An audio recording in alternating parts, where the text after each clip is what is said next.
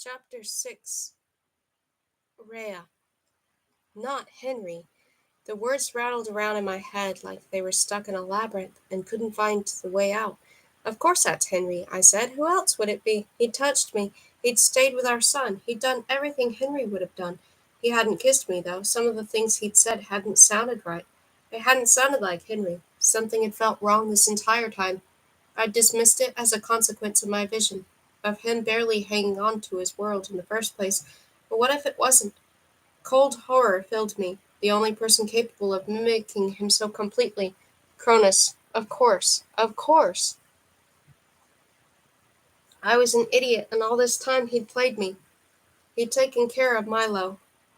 He'd fed him, and he wouldn't take a bottle from anyone else. He'd rocked him to sleep. He stood with me for hours watching Milo's chest rise and fall steadily. Come on, said James gently, taking my trembling hands. Let's get out of here.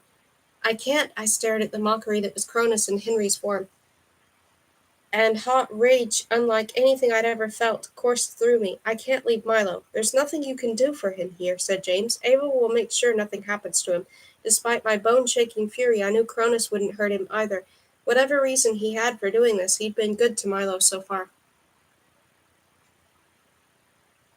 And James was right. There's nothing I could do, not when I couldn't so much as touch the baby. We'll go to the council about it as soon as we find Rhea, promised James. But right now I need to talk to you, and we can't do it in front of him. I glared at Cronus over James's shoulder. He's not listening, he's practically a zombie. He's always listening. He touched my shoulder. Come on, before he snaps back and makes things worse. In other words, before he could threaten me into silence or inaction. After saying a silent goodbye to Milo, I closed my eyes and slid out of the nursery, fighting through the quicksand to return us to our reality. After the salty Mediterranean breeze, the stale air of the plain smelled foreign. Beside me, James looked as pale as I felt, and hot tears ran down my face. James silently offered me a napkin from his tray.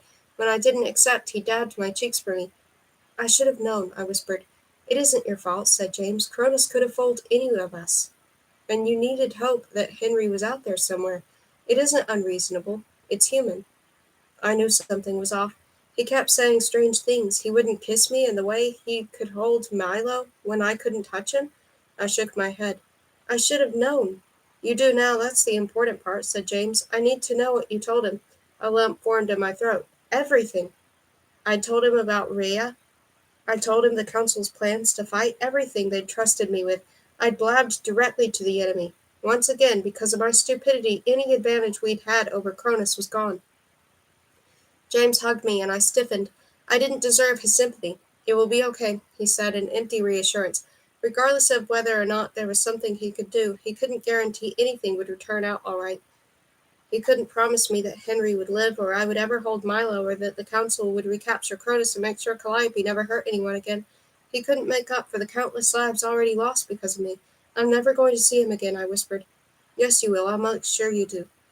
I curled up in my seat and rested my head against his shoulder, lost within myself. I could only take so much before I broke, and Calliope knew it. Cronus knew it. Staying strong for my mother while she'd been dying had been easy. It was staying strong for myself that had been impossible. Now I had no one to stay strong for, not even Milo, not even Henry. James was staying strong for me, though. I owed it to him.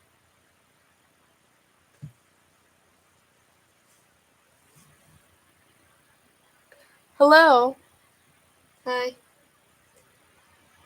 Um, and to Henry and Milo and my mother and everyone, to try not to crumble. I swallowed and my dry throat protested. Did he know you were there?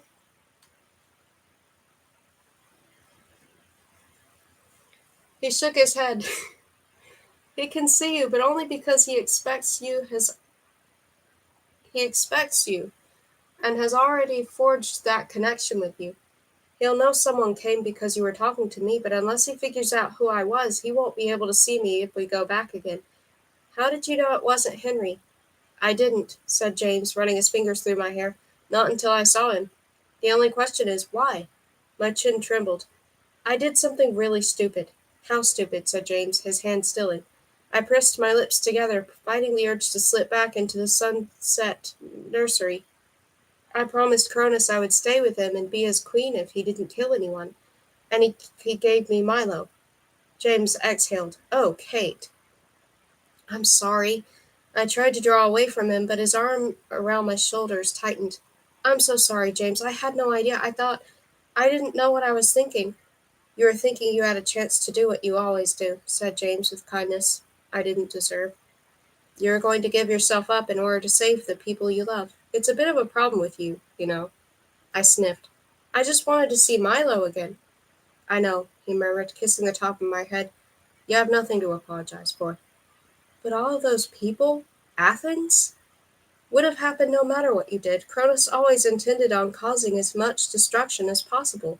That has nothing to do with you, Kate." "I promise." He paused. "In fact, your deal could work for us." "How?" I wiped my cheeks with my sleeve. "He knows we're going to Rhea to ask for her help. He knows she can heal Henry, and the first chance Cronus gets, he's going to kill him." "Probably," said James. "We'll make sure he never has that chance, though, and in the meantime we have a direct line to Cronus. He won't listen to reason." "No, but he might listen to you, especially if you can convince him you're still on his side." A wave of nausea swept over me. I was never on his side. "Doesn't matter when he doesn't know that," said James. "He's always willing to believe the worst in us. Use that against him. Say you want to rejoin him, but Walter's holding you hostage. You want to be with Milo, so it won't even really be a lie. Unless he could see the lie in a truth, like Henry said." "He'll come after you," I said. "He'll attack Olympus." James chuckled. "Last time Cronus tried, he wound up in the hottest, deepest pit on earth. I doubt he'll give it another go." But no matter how hard he was trying to convince me that it wasn't a big deal, I heard the worry in his voice. This was his entire family, too. This was his home. And he was gambling it all on what? On the slim chance Cronus might be willing to listen to me? If James was right and Cronus had heard everything that had gone on in the nursery, then he would know I knew. And he would know I was angry. "What if it doesn't work?" I whispered, finding his hand and lacing my fingers through his. A friendly touch, nothing more, but I needed that much, and so did he. James rested his head against mine. "Then we'll just have to figure something else out." 6 hours and one connecting flight later, we touched down in Zimbabwe. James hailed a cab on the curbside of the airport, and soon enough we were on a remote road traveling to a place I couldn't pronounce no matter how many times James tried to teach me. "You'll get it eventually," he said with a chuckle, but after a moment he turned serious. "None of us have contacted Rhea in a long time. I have no idea how she'll react, and I can't make you any promises." "I don't need promises," I said, but my insides churned. What if I couldn't convince Rhea to help us? What if she wouldn't heal Henry? I straightened in the back of the hot cab. No matter what it took, no matter what I had to promise her, I would find a way to make this happen. I would find a way to save Henry. If Rhea was really so unconcerned about the rest of the world that she wasn't willing to step up and help us fight, she would. She had to. The Zimbabwe landscape, for the most part, looked surprisingly familiar. Drier and wilder, with scragglier underbrush, but closer to home than I'd expected. I pressed my forehead against the cracked window of the cab. A few people walked along the side of the road holding signs made out of battered cardboard, but the cab driver sped past before I could see what they said. We stopped at the edge of a village that looked more like a slum than a town. James held my hand tightly as we walked down the narrow way between the cobbled-together buildings, some of which leaned dangerously to one side. Trash lined the makeshift streets, and a few children dressed in worn clothes began to follow us. "Don't we have anything we can give them?" I said. James paused long enough to take off his backpack, and he pulled out several apples that I was positive hadn't been in there before. He handed one to each child, but the crowd continued to grow, and he frowned. "Kate, I want to help as badly as you do, but we're on a timetable." "We just wasted over a day flying when you could have dropped us off much closer," I said. "We have a few minutes for this." James continued to hand them out. "You know how to create. Reach in and help me." "Actually, I don't," I said, but I reached into the bag and tried anyway. What was I supposed to do? Just imagine it was there? I closed my eyes and pictured a juicy yellow apple, and then nothing. Perfect. James chuckled. "You're the worst goddess I've ever met." "Calliope's the worst goddess you've ever met. I'm just the most incompetent." I scowled. "It'd help if anyone bothered to teach me how to do things, you know." "Hey, I showed you how to think," he grinned, and I shot him a look. "In all seriousness, everyone's sort of busy right now, but I'll see what I can do. Most of it takes decades to learn. We didn't have decades, not if I had any chance of helping in the war. James handed out a few more apples, but the crowd continued to build. Were they really so hungry that an apple was enough to stop what they were doing and come running? A child shouted in a language I didn't understand, but I instinctively knew what he was saying to the boy he wrestled. Mine. Whoa, hey, hold up, called James, trying to wade through the wide-eyed boys and girls to reach them. No fighting, there's plenty more where... Calm down, my children, murmured a voice that seemed to come from everywhere and nowhere at once. Immediately the boys stilled, and James let out a deep breath. He didn't need to say a word for me to know what was going on. Rhea was here. The crowd parted, and a girl who couldn't have been older than 13 walked barefoot down the path. Her eyes stood out against her dark skin, and she wore a colorful scarf around her head. She moved with inhuman grace, and though she blended into the crowd purely by her appearance, she radiated warmth and comfort. No power and pain like Cronus. As she passed, the children reached out to touch her, as if that alone could cure illness or bring them luck. Grandmother, said James reverently, and as she approached us, he knelt down. I've missed you. Rhea touched his cheek. Hermes, she murmured, I've been waiting for you. It has been far too long. I meant to come sooner, but James trailed off. There was no excuse for not coming to see this girl, this Titan. I'm sorry. No need to apologize. You're here now. Stand, she said, and James did so, slipping his hand into hers. Let us speak privately. They walked past me as if I weren't even there. James seemed to be in a trance, and I hesitated. Should I follow? You too, daughter of Demeter. Rhea's words whispered through the air, and my feet moved without me telling them to. In that moment I would have followed her off the end of the world if she wanted me to. We won't go by those names anymore, said James, and I trotted to catch up to them as they rounded a corner. None of the children followed, but every person we passed stared at us openly. Because of Rhea, or because James and I were strangers? She led us to what amounted to a large blue shanty with a white cross painted on the sign above. We entered, and James had to duck to avoid hitting the top of the doorway. Inside, instead of the church I expected, was a hospital. Over 24 men, women, and children rested in cots and makeshift beds, shoved so close together that the doctors and nurses, or at least I assumed they were doctors and nurses, had no room to slide between them. Instead, each patient was faced with their head near the aisle and feet to the wall. Several were coughing, and a few looked so frail and close to death that I tried to memorize their faces. Would I see them in the underworld? Would I even have the chance to return if Henry didn't make it? What would happen to the dead then? No, I couldn't think like that. Rhea would help us. This way, she said, and we walked through the narrow aisle to a door toward the back. I expected an office, but instead we stepped into a cramped garden blooming with all sorts of flowers and herbs I didn't recognize. My mother would have loved this place. Now, why have you come? You know why, said James, albeit respectfully, and he sat down on a crate that served as a bench. Cronus has destroyed Athens. Hera has abandoned us to fight with him. Hades is on the brink of fading. We are desperate, and we need your help. Rhea began to tend a bush with tiny white flowers. You know my stance on war, she said. I cannot support it in any way. Please, James screwed up his face. Going against her was clearly painful for him.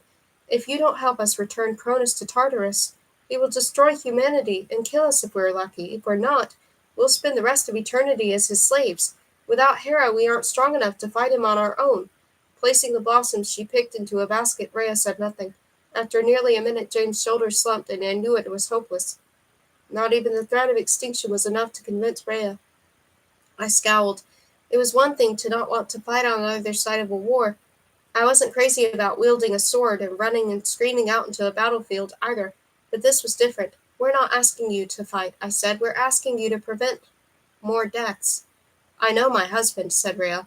If I were to get involved, I would be forced to fight, and I will not hurt a living creature, no matter their intentions. That includes Cronus. Even though he'll kill billions of people and nearly the entire council in order to get what he wants, I took a deep breath, forcing myself to stay calm. Getting upset wouldn't help matters. You know as well as I do that inaction isn't supporting peace. It's turning a blind eye to what's really going on, and without your help we will lose. James reached for my hand, but I pulled away. If he wasn't willing to fight, then I would. Rhea slowly turned toward us. Her serenity vanished, replaced with frigid disapproval, and I steeled myself against it. She could dislike me as much as she wanted. I wasn't going to back down. "I would be no help to you regardless of what I did. My husband will not listen to reason," said Rhea. "I will not raise a hand against anyone. My children are much better served by what I do here." "But your children are dying," I said. "You could stop that. You could save their lives. You're the only one who can. If you don't, they'll die, and it'll be because of you." The moment the words left the tip of my tongue, I knew it was the wrong thing to say, but I couldn't take it back now.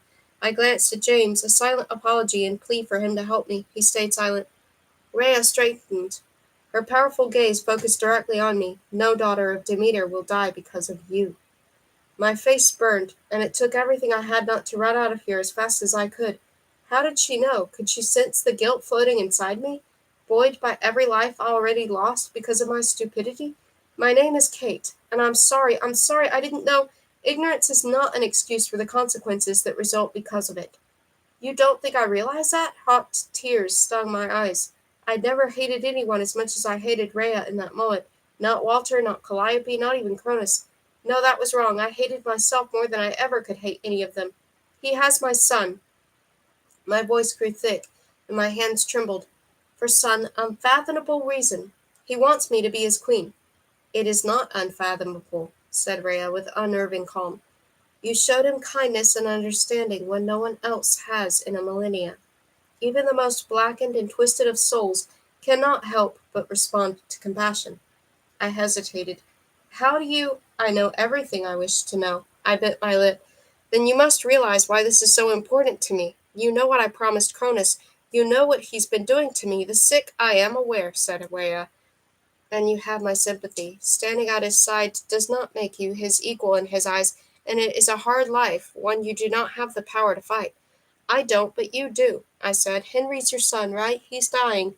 He needs you. But instead you're here with strangers. No one who walks this earth is a stranger to me."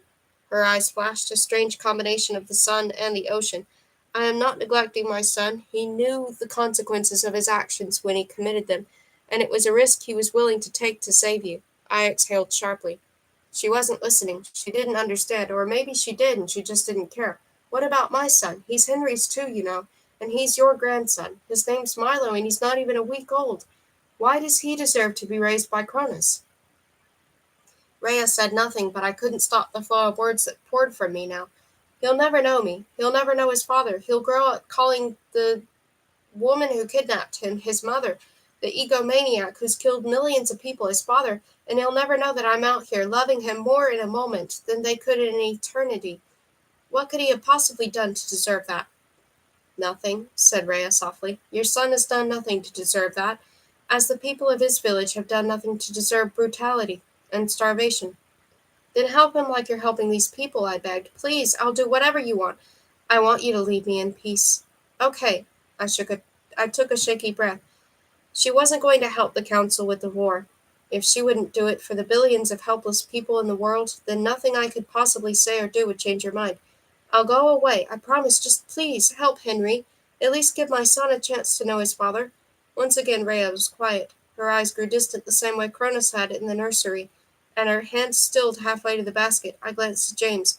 Was that our cue to go? He shrugged, and together we waited. "Very well," she said at last, breaking the silence. "It is done." "What's done?" I said, giving James another bewildered look, but his brow knitted in confusion. "Rhea, please, what's done?" "Give your mother my love," she said, touching my shoulder. The pain in my arm from the dagger vanished. "You are strong, Kate, stronger than you know. As long as you resist my husband, you do not need me to have what you most desire." "It isn't about what I want," I said, seconds from bursting. How could she heal me but not help save the people who really needed her? "He's going to kill everyone, the village included."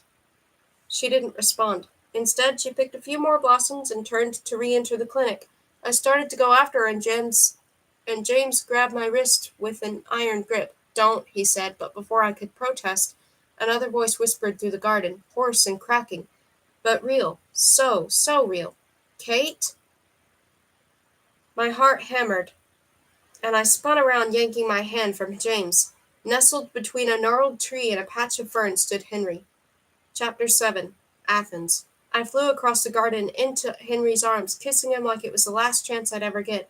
It was really him. His skin was warm, his moonlight eyes focused on me, and the way he lifted me into the air and kissed me, no one, not even a Titan, could make my insides turn so much the way he did. He splayed his hand over my back, his palm so hot that I could feel it through my shirt. I missed you, my voice broke, and he pressed his forehead to mine so all I could see was him. You're all right. He ran his fingers through my hair the same way James had on his flight over, but that was nothing more than a distant memory. Henry was here now, and part of me clicked back into place. He stumbled, and I immediately dropped back to the ground, searching his face for any sign of pain. Instead of grimacing, he smiled and took my hand. I'm all right, just needed rest. I wasn't so sure I believed him, but James stood and gestured to the door Rhea had disappeared through. We should thank her and get on our way, he said, eyeing Henry. I reckon you aren't in any condition to get us back to Olympus, so I'll have to do it the old-fashioned way. Sunset's in a few hours. Wait, I said, helping Henry forward. There's some place I want to see first. Henry and I sat against the wall in the Zimbabwe airport, my fingers laced through his. I hadn't let go since I'd flown into his arms in Rhea's garden, and he hadn't tried to make me.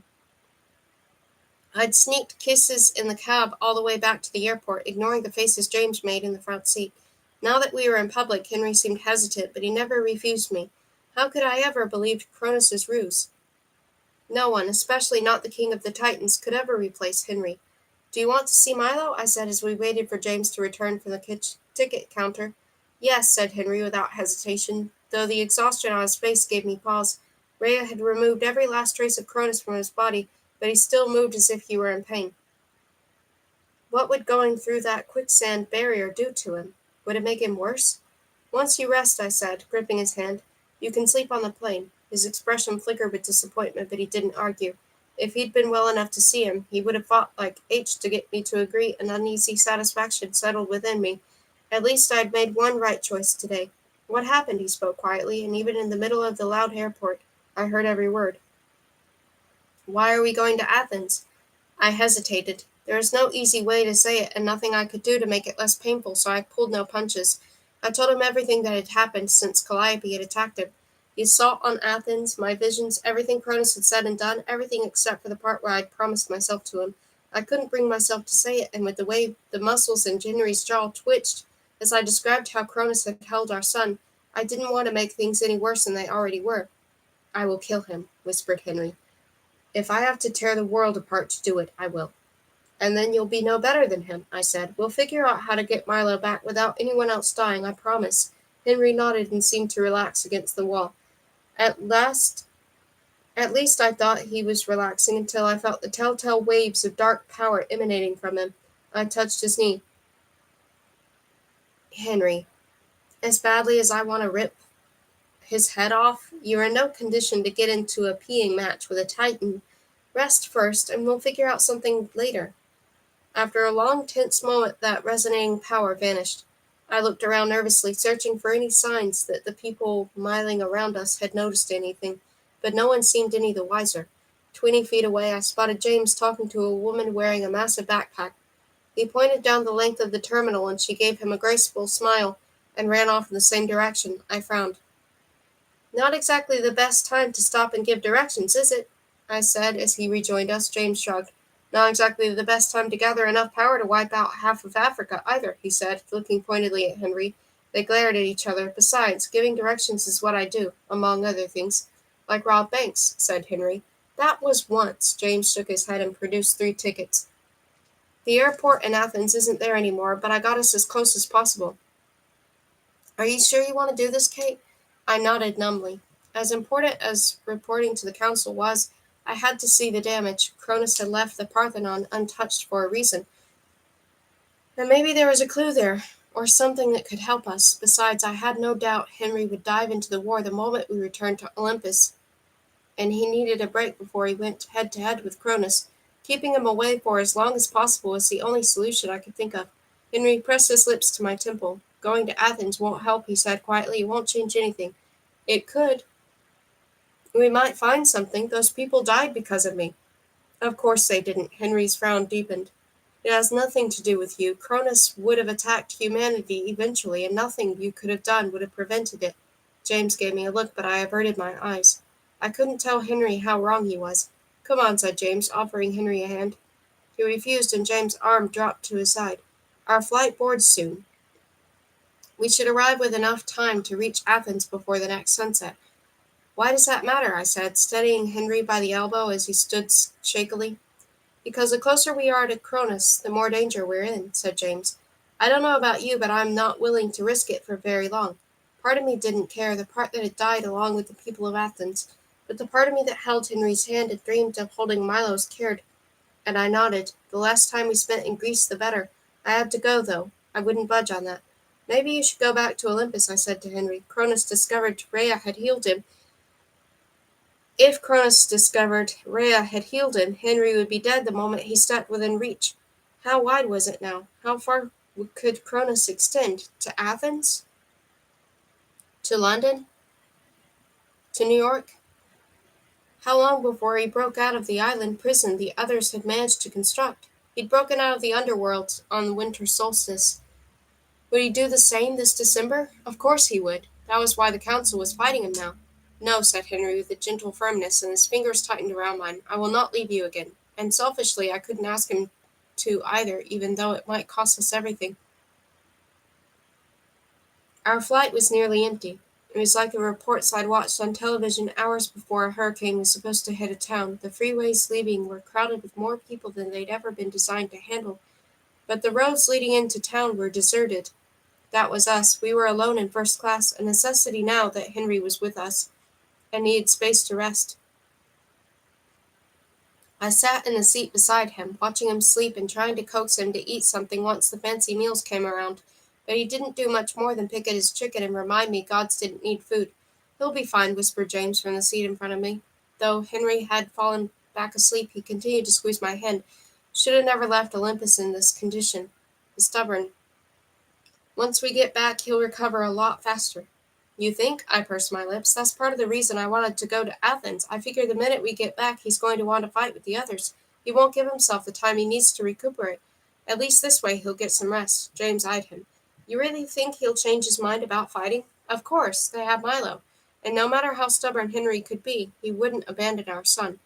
Are there any others? Any other what? Titans, I whispered.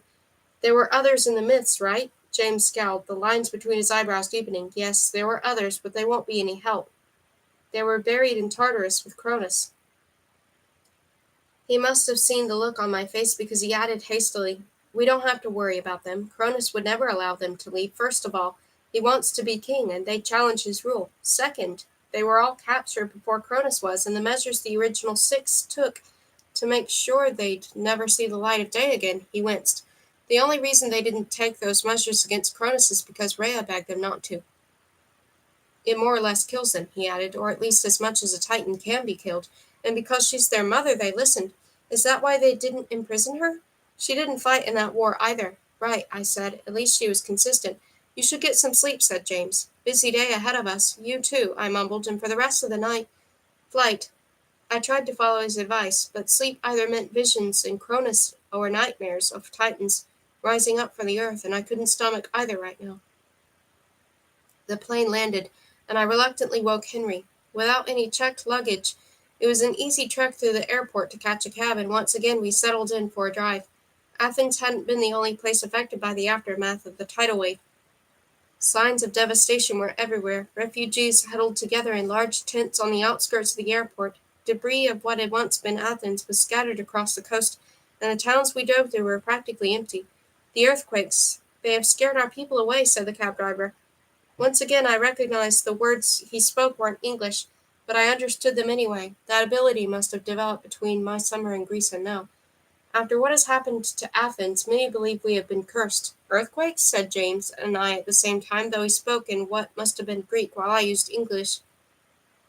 You have not heard, said the driver, and for a moment James' eyes grew distant. I couldn't hear what he was saying or who he was saying it to. But it was obvious he was communicating with someone. Philip says there have been dozens of minor earthquakes around the Aegean Sea since the attack on Athens, said James in a hushed voice. 2 major ones. He's trying to escape our barriers by going through the earth, said Henry on my other side. It isn't working, is it? I said. Both he and James shook their heads. Good.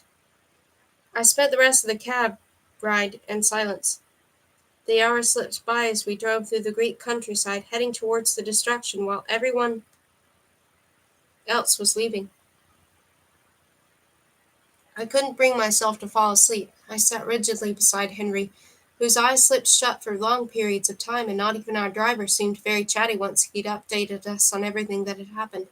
James told him which turns to take, and despite looking annoyed at being given directions by a tourist, he didn't argue. At last, after I'd wondered if we would ever reach Athens, the taxi came to a stop on a road that wound up a steep hill. I cannot go any farther, said our driver apologetically. There is nothing left for us to go toward, and I have barely enough fuel to make it back. That's fine, said James, handing the man a wad of bills. Keep the change. The three of us piled out of the car, and I hugged Henry's arm as James led us down the road. It slanted upward as it circled the hill, and I didn't see any sign of the city, but he seemed to know where he was going. You need to prepare yourself, said James as we rounded the corner. This won't be easy. I didn't come here for easy, I muttered. Henry didn't say a word, but he slid his arm from my grip and wrapped around my shoulders instead. Warmth spread through me, and though it wasn't enough to make me relax, it did help. Just Henry being there did wonders. We reached the other side of the bend. I didn't know what I'd been expecting. More green landscape, more trees, more grease. But the moment I saw what lay before us, I stopped cold. The ocean glittered in the distance, churning threateningly as dusk approached. Before it, where Athens had stood, was nothing. Land that had once been covered in buildings and homes and people going about their daily lives was now barren and brown. Rubble stood where skyscrapers once had, and though rescue crews were scattered across the ruins, I would have never guessed that less than a week before this had been Athens. It's gone, whispered James, and I groped around until I found his hand. His fingers were cold. It's just gone. On my other side, Henry met the scene in front of us with stony silence. Pulling myself away from the destruction long enough to gauge his reaction, a wave of nausea swept over me. He didn't look any different. His expression was impassive and his eyes distant, but there was no horror in his eyes, only the same sadness that was always there. This was his reality. He'd surrounded himself with death for eons. Why would witnessing it on the surface be any different from seeing the dead in the underworld? From ruling over them, judging their lives, choosing the fates of those who couldn't choose for themselves. In spite of reason, the way he'd stared at the ruins with silent acceptance chilled me. I never wanted to look like that. I never wanted to feel like death was no great loss, because for the family and friends and loved ones of people of Athens had left behind, it was terrible. I leaned against him, and the three of us stood there, linked together. How could anyone who claimed to be capable of love do this? Cronus wasn't mortal, though. He didn't understand the bonds of humanity or the fear and impact of death. To him, he'd done nothing more than brush away an ant hill on a sidewalk, not realizing the ripples would be felt by millions. No, he knew. He knew exactly what he'd done. He simply didn't care. Can we get back to the Parthenon from here? I said. Maybe Cronus left something, or there's nothing there but rubble and dust, said James. I know, but Henry squeezed my hand. I will take you. Before I could protest, the world around the three of us dissolved, and we landed in the middle of the ancient ruins. Above us, the sky was a symphony of color, a stark contrast to the devastation below. Are you okay? I said, watching Henry. He was pale, and a thin sheen of sweat covered his forehead, but he nodded. I will live. Let us search for this clue. The tone of his voice made it obvious he was with James on this one, that there was no way Cronus could have left any sort of sign for us, but we had to try. I walked around the crumbling structure, searching for anything that looked out of place. James and I had visited the Parthenon during my first summer away from Henry, but I barely glanced at the details then, more enamored with the view. Now I'd wished I'd paid more attention. What was I looking for? The pillars looked the same. Despite the destruction below, the council had been right. Cronus had left these ruins alone. Why? Maybe it really was just a sign, an offer of peace if they stepped aside, but Walter had been adamant that Cronus would slaughter them all regardless of their efforts against him. Was he wrong, or was Cronus trying to lure the others into inaction? I kicked a bit of dirt.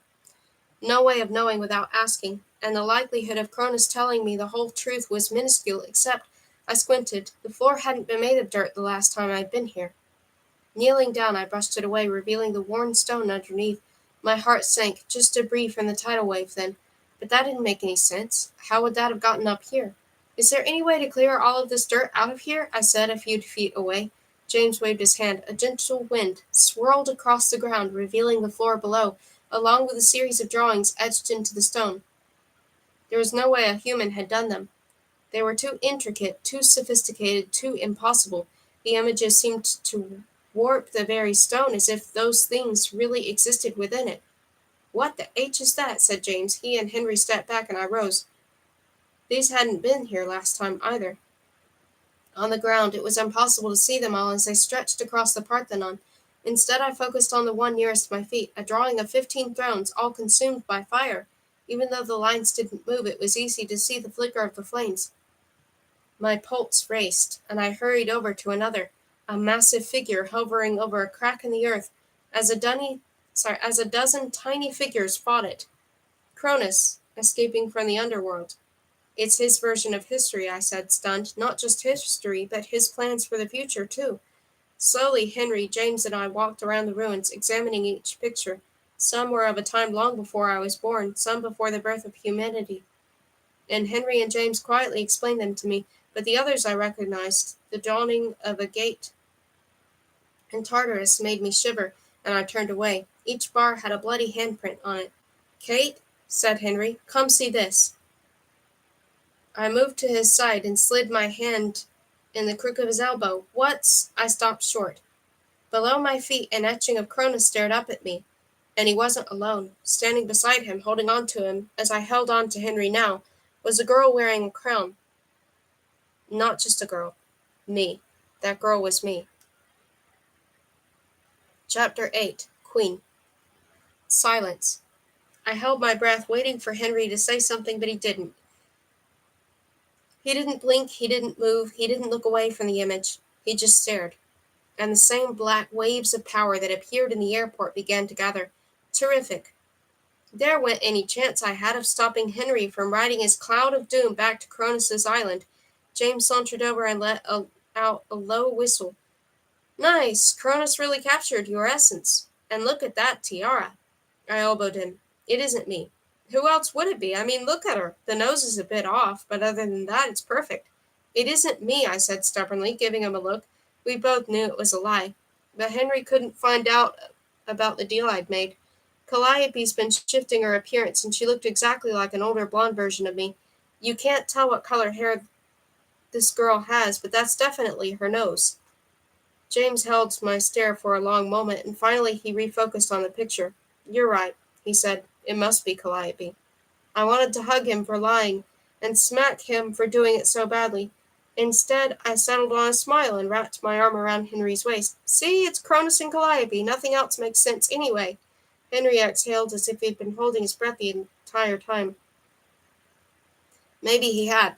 "Of course," he murmured. "My mistake." Henry wasn't stupid, but I hadn't lied. Calliope did look a lot more like me and my mother these days. With luck, that would cover my lies long enough for Henry to recover, and by then maybe his involvement would be enough for the council to take Calliope down and recapture Cronus after all. I couldn't stomach staring at that image any longer, and I drew Henry and James over to the edge of the Parthenon. Together we gazed down at the devastation once more, but this time Henry's grip felt like steel. He wasn't letting go for anything, and neither was I. I didn't know how long we stood there. Minutes, hours, years. I was lost in forever, waiting for something to happen to remind me that there was still a world out there, a place to fight for, even though Athens was gone, and a future beyond the one Cronus wanted for me. It wasn't hopeless, not yet. And I couldn't afford to forget that. The ocean grew surlier, white caps forming and waves raging against the shore, and something streaked across the sky. I blinked. "What was that?" "What was what?" said James, and another spark sped across the purple horizon. "That," I said, as another followed and another. "Rescue flares?" "No," said Henry. "It is dusk, and Olympus is overhead. The council is attacking the island." My blood ran cold. I'd never seen the other members of the council attack in their own realm. Down in the underworld, their abilities had been muted, but on the surface they must have been giving it their all. At what cost? Who would be next? My mother was among them. Would it be her? I swallowed hard and my vision blurred. The last time I'd spoken to her, I'd been a selfish brat. I hadn't given her the chance to explain why she had kept the identity of my father secret. What if those were the last words I ever said to her?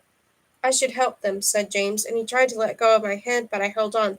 Be safe, I said, and make sure my mother comes home. He kissed my cheek. Always. I'll see you in a few minutes. A few minutes? James started toward the center of the Parthenon, and several feet away he began to glow. Before I could utter a word of surprise, he too turned into a blaze of light, and he took off after them.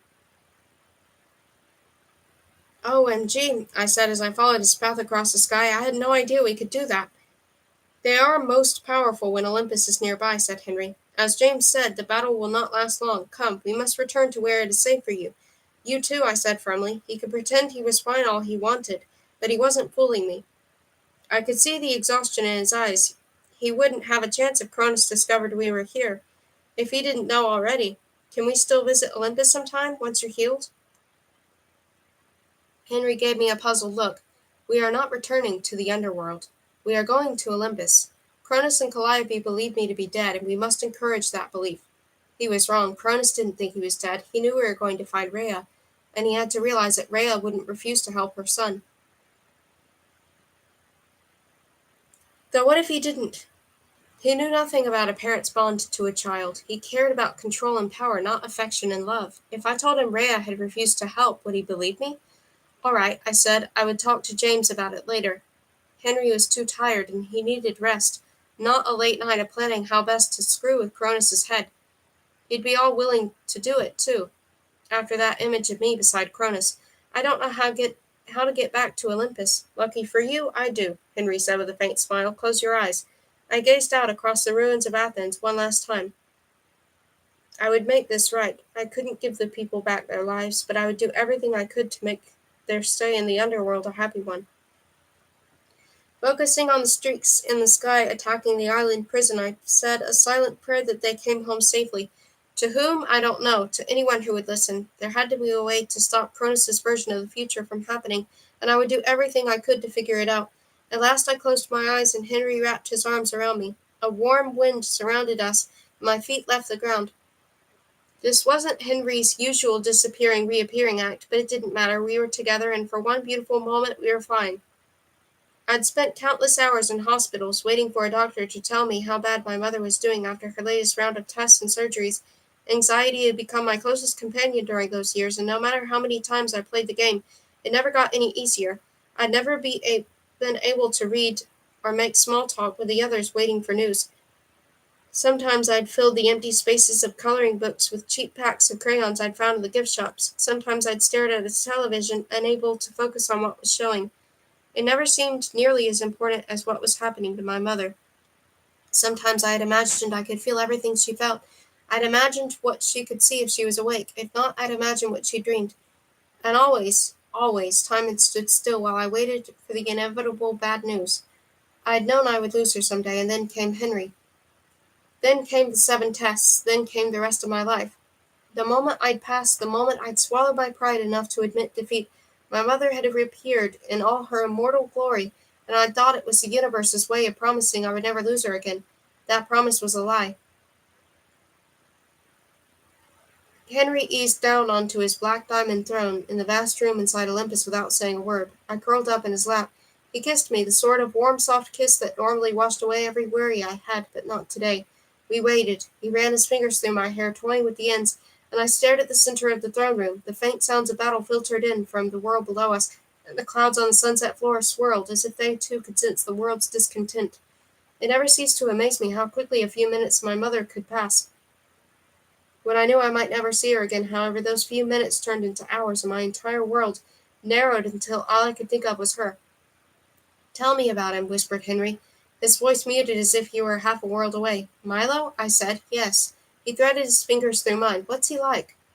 He was trying to distract me, and my heart swelled with gratitude. James taught me how to show you. Do you feel up for it now? The smile on his face was worth every drop of guilt I felt for caring about something other than my mother right now. Yes, I would love that. And you're sure Cronus won't be able to see you? He brushed my knuckles with the pat of his thumb. I'll make sure of it. Pulling Henry into my vision of the nursery felt like dragging him through quicksand, exactly like it had with James. But I was almost too distracted to notice. I had no idea what I was going to say to Cronus. Would I let him keep up his ruse? Or had I already given myself away with James?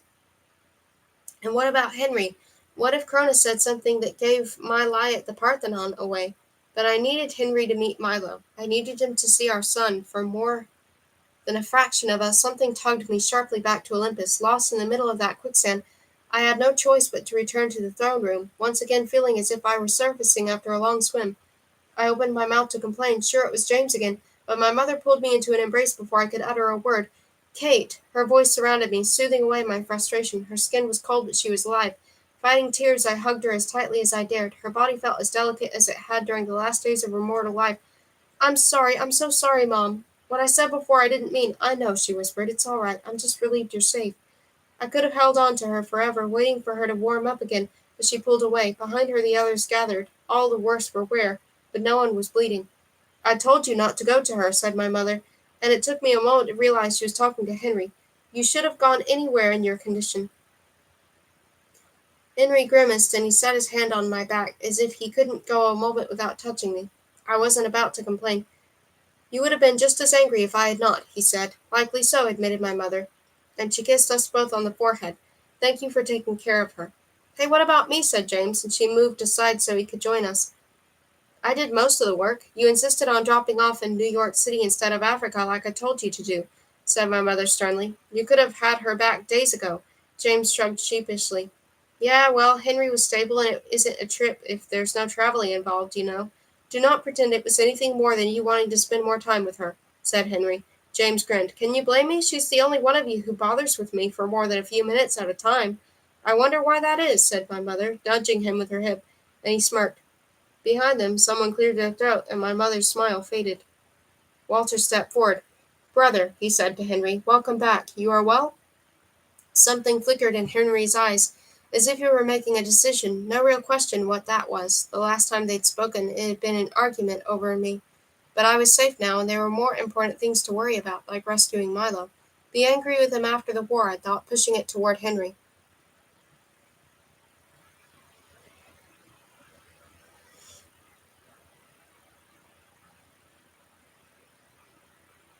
The council is fractured enough as it is. Henry's eyebrow quirked, and though he didn't look at me, his shoulders relaxed. At last he addressed his brother. I will be well and soon enough. How was the battle? It was what it was, said Walter, exhaling. Even he couldn't hide his relief at Henry's apparent forgiveness. Tomorrow we will attack again, and we will continue to do so until we have made the progress necessary to allow for a winning strategy. James told us of your discovery at the Parthenon. Perhaps that will give us clues to Cronus's plan. Perhaps, said Henry. Walter eyed him as if he was sizing him up, and I automatically shifted in an attempt to protect Henry from that calculating stare. And you, brother, said Walter, will you be joining us as soon as you are well?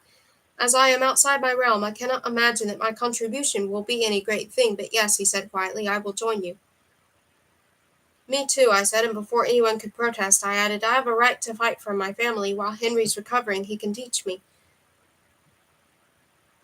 No, Henry's voice was little more than a whisper in my ear. I will not have you fight in this war. Once again, we were back to this, so Henry insisting I couldn't take care of myself.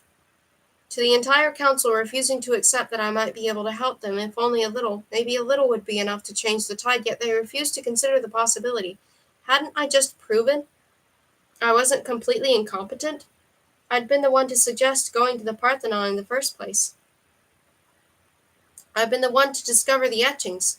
I didn't know how to fight like them yet, but I could learn. And in the meantime, I could do a lot more than sit around and twirl my hair. I opened my mouth to protest, but my mother beat me to it. Kate can fight if she wants, she said, her eyes locked on mine. If Henry won't teach her, I will. Henry scowled, but Walter was the first to speak up. Very well, if that is what Kate wants, so be it. He touched my mother's shoulder and turned to join the others on the opposite side of the circle. I stared after him. That was it? After everything that had happened, that was all he was going to give me? No offer to teach me himself, not that I expected one, and I would have turned it down anyway, but still, no attempt to insist I stay safe, just permission to go out and die if that was what I wanted.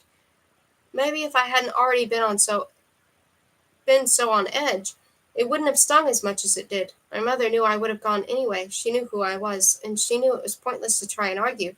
Walter didn't know me, though, and if he was really any sort of father, he should have cared. Kate, started Henry, but I stood, pulling my hand from his. He could only shield me for so long before he pays the price. and I wasn't going to let that happen. I had to learn how to control my abilities.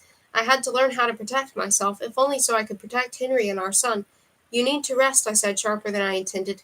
Leaning down, I kissed his cheek, a silent apology. I love you. I just need to be alone right now. He caught my lips with his, and a long moment passed before he finally broke away.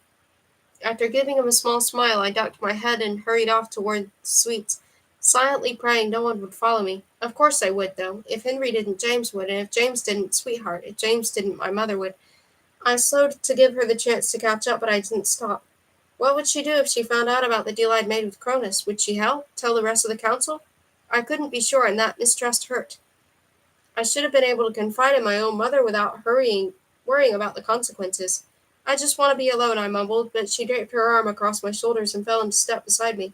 I didn't pull away. I couldn't, even if the anxiety of waiting and worrying for her to come back was gone. There would be a next time. There was always a next time, and I didn't want to beat myself up about turning her away now like I had before I'd left with James. You shouldn't be alone right now, she said, and there was something underneath her words I didn't understand. She was right, though. If I had my way, I'd never be alone again, but I no longer had any guarantees. If the worst happened, if the council didn't discover a way to stop Calliope and imprison Cronus once more, then I might have Milo. But I would be Cronus's plaything for eternity, and I would rather Milo die and spend the rest of forever oblivious in the underworld than be subjected to the same fate. My mother led me to her bedroom, and as she entered, the branches of her bed flame flowered with magenta blossoms. I sat down on the edge of her mattress and inhaled. They smelled like summertime. I'm sorry I didn't tell you about your father sooner, she said, rubbing my back, and I let myself relax under her touch. After years of wondering when her last moment would be, I no longer had it in me to be angry with her. It's all right, I said, although it wasn't. Why didn't you tell me? Because I selfishly wanted to keep you for myself. Settling in behind me, she combed her fingers through my hair and began to braid it. I loved our life together. I missed the council, but having you more than made up for it. I hadn't been that happy since she stopped short, and I stared at my hands. She didn't need to finish for me to know what she was going to say. Since you had Persephone, I mumbled. Yes, since I had Persephone. She shook out the braid she'd managed in those few seconds and began again. I raised you as a mortal because I believed that kind of life, away from the grandiose existence, would give you the best possible chance of passing the tests. But along the way I discovered how much happier I was when it was just the two of us lost in the sea of humanity. And if I ever allowed Walter into our lives, that would have shattered. But if Walter is immortal and you're immortal, then why wasn't I said. It seemed like such a small, unimportant question in the scheme of things, but I needed small and unimportant right now. Because I had you in my mortal form, she began on a smaller braid, weaving it together with the larger one. That was part of my bargain with the council. Demigods, and you have always been a demigod, Carling. Not an immortal, but they can earn immortality, as can mortals. Why have Henry marry a mortal to begin with? I said. Why not, I don't know, why not just have me and marry him off to him? She laughed softly. And how well would that have gone over, do you think? I learned my lesson with Persephone. Henry wanted a willing queen, one who understood the price of death, and he insisted on mortal candidates. The council did consider having you born immortal, of course, since the others died very mortal deaths, but Calliope was the one to insist that you not be born a goddess. Her voice dropped as if she just realized what it meant 2 decades too late. I thought it was because she wanted the same things as Henry, that she did not want to push another girl towards a marriage, and a role they did not want, only to once again end it in disaster. That wasn't why, though, of course. She wanted competition she could kill off. Did Walter know you were going to get sick? I whispered. What? Honey, no. Her hands showed. I was never supposed to get sick. You were supposed to be older. You were supposed to have the chance to live, to choose a life for yourself. Deception was never supposed to be part of it. I planned on telling you on your 20th birthday, and at that point you would have taken the test if you'd wanted to. When I found out I had cancer, I went to the council and they decided to speed up the schedule. I held on so long because Theo helped me. None of that was planned, I swear. I nodded. She wouldn't lie to me. Not about something like that. And everything she went through, everything she'd suffered, no one in their right mind would put themselves through that for a stupid test. I would never have passed if she hadn't developed cancer, though. I would have never been so afraid of death that I was willing to give up 6 months of my life to save Ava's. Had the council known that? Had they gone behind my mother's back and give me a fighting chance? I pushed the thought from my mind. It was ridiculous. Not even the council was capable of that, I hoped. Walter knew I was alone, I said. Why didn't he come help me? Because he's the king of the gods, honey, and as much as he might love his family, he has the weight of the world on his shoulders. She finished my braid, and after tying it off with a bit of ribbon from her nightstand, she picked a magenta flower and tucked it into the end. Walter has never been much of a father to any of his children, so I've been told. I turned to face her. What would have happened if I hadn't passed? You know what would have happened, darling. Your memory would have been erased, and you would have gone on living your life.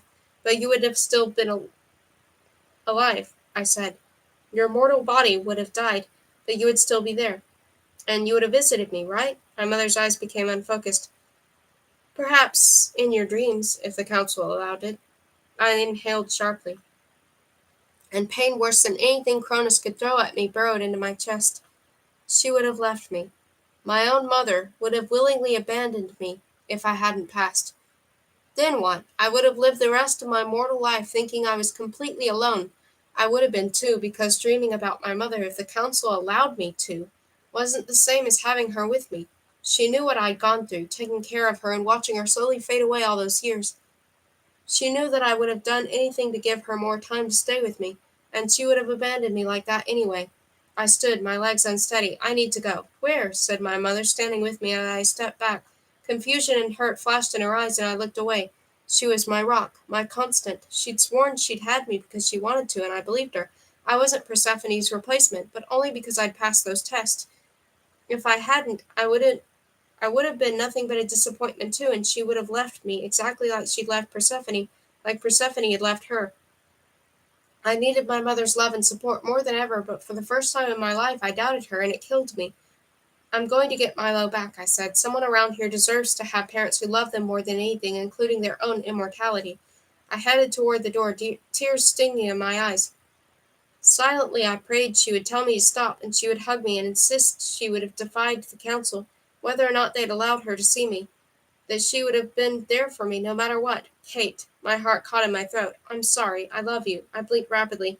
Not enough to have stayed with me for the length of my measly mortal life, though. Not if it meant disobeying the council. I love you too, I mumbled, and without saying another word, I walked out of the bedroom and closed the door behind me.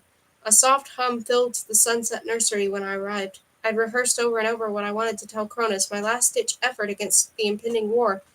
Rhea may have refused to help us, but that didn't mean battle was inevitable, and I had to try. As my vision adjusted to the darkness, however, I let out a strangled gasp, all of my carefully formed phrases forgotten. Calliope paced back and forth through the nursery, holding Milo to her chest. I lunged for her, but as always, I went straight through her and landed half a foot away from Cronus. For the first time since I'd escaped, he wore his face instead of Henry's. So he'd absorbed everything I'd said to James after all. He stayed silent, only quirking his lips. At least someone found my rage amusing. Of course Mother will heal him, said Calliope, her brow creased with worry. I know she has her reservations about fighting, but she wouldn't let one of us die like that, right? She looked to Cronus for confirmation, but he said nothing. Good, that meant he didn't know. Father, I need Henry. Can't you undo it?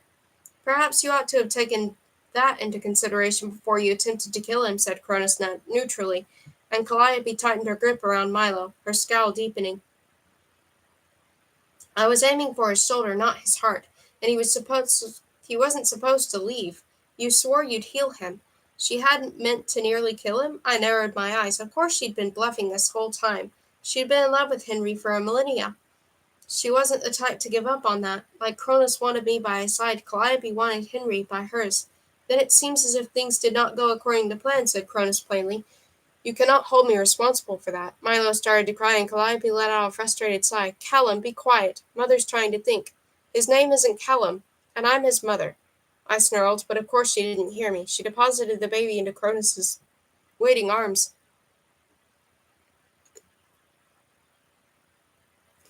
Here, he likes you better anyway. I need Henry, Father, and you need to get him back for me. He can't die. Milo quieted.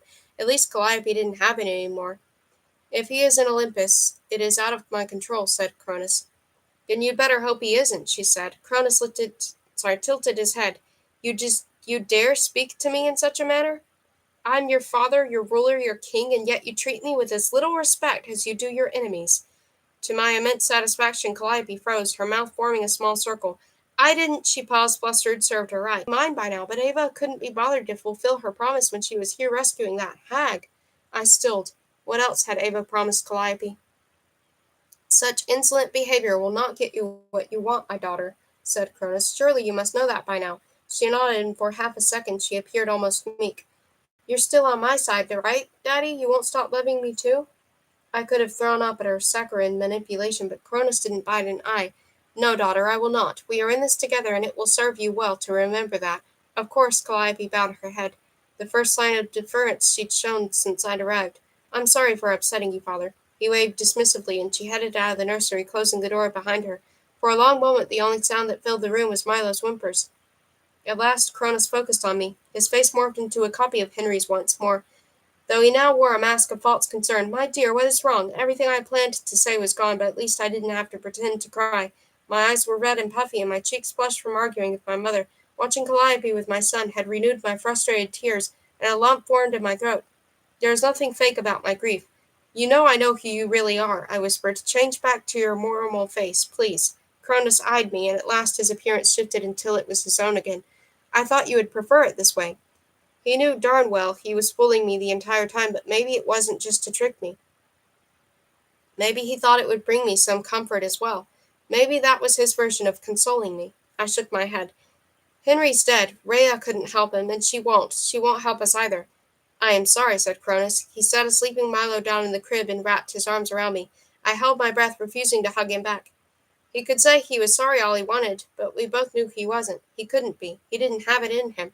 I was certain Rhea would help him. We were too late, I said in a broken voice, allowing the tears to flow.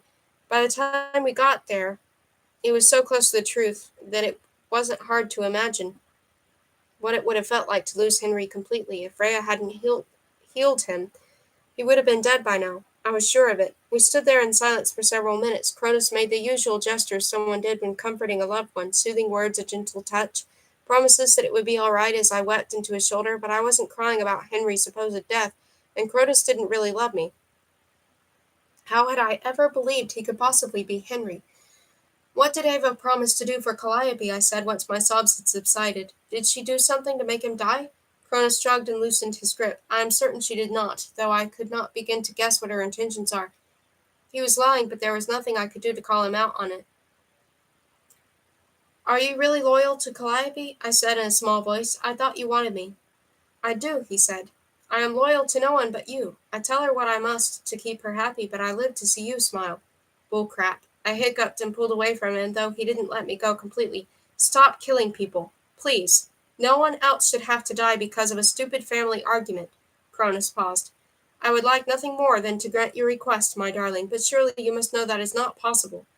What do you expect me to do? To retreat back to Tartarus without so much as a second thought? Of course not, I mumbled, wiping my eyes with my sleeve. Cronus produced a handkerchief out of nowhere, and only because refusing him would do me no good, I took it. Why does there need to be a war in the first place? Why can't everyone coexist? Because, my dear Kate, they will not stop until I have been imprisoned once more, and I cannot allow that to happen. What if they promise not to try to send you back into the underworld? If it were that easy, we would have reached a solution eons ago. Unfortunately, it is not. Zeus will never agree. He's a stubborn, I muttered, and Cronus chuckled. Right you are, my darling. Surely you understand that as long as he rules the skies, I cannot stop. But what if he and the rest of the council promise not to attack? I said. If I could get Walter, Zeus, to agree to leave you alone as long as you didn't hurt anyone else. Cronus shrugged.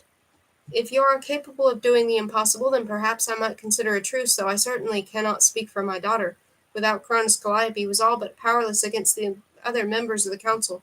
Someone once told me that anything is possible if you give it a chance, I said softly. If Zeus agrees, you'll back off and let the council take Calliope? Yes, Cronus said, snaking his arms around my waist and gently drawing me toward him again. I have no use for her any longer. You are all I need. My entire body went numb. Of course he still expected me to be his queen. He thought Henry was dead. I stared into the cradle. I'd never held Milo. I'd barely even touched him, and now he would be doomed to a lifetime with Cronus as a father. Then what would everything I was fighting for mean? Nothing. Okay, I whispered. I'll come back to you as soon as you call a truce, and the others have Calliope in custody. But I want you to let my son leave. If he leaves, I cannot allow you to go with him. I nodded tightly. I know. He studied me. You do not want to be his mother? I wanted to be his mother more than anything in the world, but if I let Cronus near him, I would be anything but. I want my mother to raise him in Olympus, I said firmly. That way Milo would be with Henry, and I could breathe easier knowing they would have each other. I see, said Cronus. You do not want me to be his father. I balled my hands into fists. You'll have me. You don't need anything else. He brushed his knuckles against my cheek in what I was sure he meant to be a loving caress. It sent shivers down my spine, but not the kind he was aiming for. I need you to be happy. It would give me such great pleasure to show you the honesty and compassion you have shown me. If you want to show me any of that honesty and compassion, then you'll give me my son, I said, and you'll promise to stop killing all of those people. Have Zeus agree to a truce, and you have my word, said Cronus with a bow of his head. And he produced a scroll out of thin air and set it in my hand, a token of my intentions. I began to untie the black silk ribbon, but he placed his hand over mine. It is a list of names of those who have turned traitor and pledged their allegiance to Calliope. With your husband dead, it is only a matter of time before I overthrow the council, said Cronus. If they wish to survive, my forgiveness is their only hope, and for that all I ask is you. I clutched the scroll, and even though it tore me to shreds, I whispered, Thank you. No, my dear, said Cronus, and the fog in his eyes swirled malevolently. Thank you. Chapter 9. Messenger. What was left of the council gathered in the throne room of Olympus. It was well past midnight in Greece now, and after the battle at sunset, several of the members looked like they hadn't slept in months. They were there, though, and that was the important part. Even Henry had gathered, though he was silent and still looked worse for wear.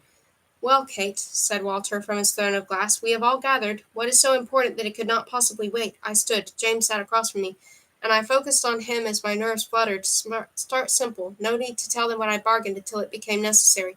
I couldn't give them any reason to turn Cronus down. Cronus wants to call a truce, I said, and a ripple of stunned whispers spread throughout the council. Only James didn't move. His eyes locked on mine. He knew the price. Absolutely not, said Walter, his voice booming with thunder. We will not negotiate with a Titan. Kate, what's going on? Said my mother quietly, but I didn't waver.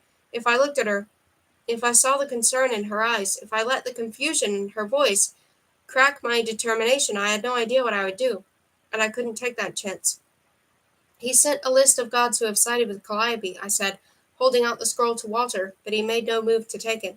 As a token of his intentions. I'm sure he did, said Walter, and as soon as he has our complacency and his freedom, he will turn on us and once again attempt to destroy the council. I will not allow it to happen. He's going to destroy the council anyway, I said. We don't have the power to fight him and win. Well, you might be able to drag this war out another 10 years, but you'll lose eventually. Humanity will be destroyed, and Cronus will kill us all. That's inevitable. So what's the harm in trying to negotiate? He's willing to make a deal. Doesn't that mean something? Not when you're asking us to negotiate with a Titan, said Walter. Cronus does not settle. His end game will always be our destruction, and he will not stop until he has his way. I understand you are new to this, Kate, but that is no excuse for such stubborn ignorance. Walter, said my mother sharply, that's enough. Kate has a point. Perhaps it would be wise of us to at least consider— Father's right, said Dylan, rising to his feet. The purple circles under his eyes did nothing to hide the way they sparkled with bone-chilling zeal. There is no sense in attempting to bargain with Cronus. He will see it only as a weakness, and we cannot allow him to believe we have any holes in our armor that he could exploit for his own gain. The way he eyed me as he said it made my skin crawl. And by that you mean me, I said. You think I'm a liability. You've been no use to us so far, said Dylan. If anything, you've only made things worse. Cronus didn't touch Athens until you left. She distracted him for us and brought us some more time, snapped James. You seem to delight in distracting the council and insisting we do things we know don't work.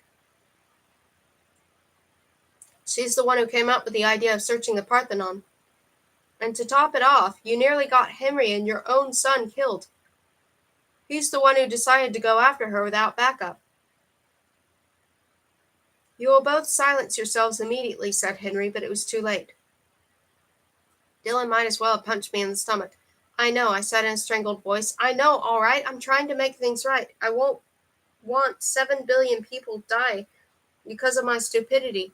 I don't want to lose any one of you, and I'm trying, but maybe you should try a little less, said Dylan, and the 2 thrones down from him, Irene rose. That's enough, she said in a dangerously soft voice that mirrored her father's. Our father's. There is no shame in exploring other avenues. One who jumps into combat purely for the thrill of the fight is a fool, particularly when he risks innocent lives while doing so. Are you calling me a fool, daughter? Said Walter. Irene's hand twitched at her side, but she did not back off. I could have kissed her. No, Father, I am merely pointing out that you have options. We do not even know what Cronus wants or why he wants it. Surely he must have given Kate some kind of hint. Every pair of eyes in the room turned towards me once more. Great. I wiped my palms on my pants. He wants a life, I said, mustering up as much conviction as I could.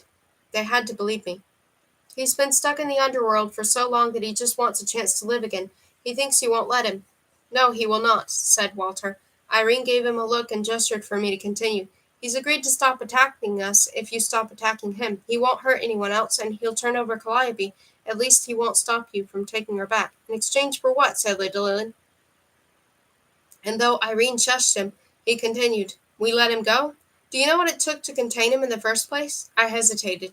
He won't go back on his words. He knows the consequences if he does. And what, pray tell, are the consequences for the most powerful being in the universe flexing his muscles? Said Dylan. What could we possibly want more than total control over everything? Silence. My heart, my stupid, useless heart that cared too much about everything and everyone, hammered painfully. My breathing grew ragged. I wasn't mortal anymore, but at that moment I felt more human than I ever had in my life. He wants me. The seconds ticked by. Walter frowned deeply, and Irene looked confused. From behind me I could sense Henry's stare, but I didn't turn around. I couldn't. At long last Dylan snorted. You're nothing to him. I focused on James again, silently pleading with him to explain. He nodded and stood grimly. During our trek to the underworld, Kate had an encounter with Cronus, said James carefully. Dylan whistled suggestively, and he stopped when he caught sight of Henry behind me. Whatever look he was giving Dylan, I was glad I couldn't see it. She spoke to him and stopped him from attacking us. Ava and I didn't believe it at first, but he let us go through the underworld unhindered after that. The encounter in Henry's palace, said my mother, her splintered voice near breaking my heart. Calliope left Ava untouched because of what she'd done to Nicholas, but we never did understand why Cronus did not harm Kate. Once again, everyone focused on me, waiting for me to speak. It was the silence behind me that was unbearable, though, and I reached for Henry. All I touched was air. After an eternal moment, however, his warm fingers found mine, and I let out a sigh of relief. He understood. I could do this. When Milo was born and Calliope took him from me, Cronus was there, I said. I begged him for help, and he said if I promised to be his queen, he would let me have Milo again, and he would protect him. Walter's frown deepened, and a few seats down from him, Dylan rolled his eyes. Aren't you the little siren? I ignored him. I agreed. I didn't mean it. I added quickly, but I said yes because Milo's your kid, said James. You don't need to explain. I gave him a grateful look. Henry's grip on my hand tightened, and I continued. When I go see Milo, Cronus is always there. He took Henry's form at first, and I didn't realize who he was. I thought he was Henry. It was stupid, I know, but James told me who he really was, and I told him Rhea refused to help us. Fantastic, said Dylan. While you were having your little affair, did you happen to tell him any other closely guarded secrets? That's enough, Dylan, said my mother. Dylan opened his mouth to retort, but before another fight broke out, I blurted, He thinks Henry's dead. He doesn't know our real numbers. And he believes we have no choice but to agree to a truce, and we don't, I added, not unless we want to risk the entire world. If we surrender and allow Cronus to be released, you do realize that he will want you, said Wilter, and I nodded. Yet this is something you are willing to do? Yes, I whispered. I don't like it, but if it's the only way to stop this war, I'll do it, and Milo would be safe. That alone would be worth it.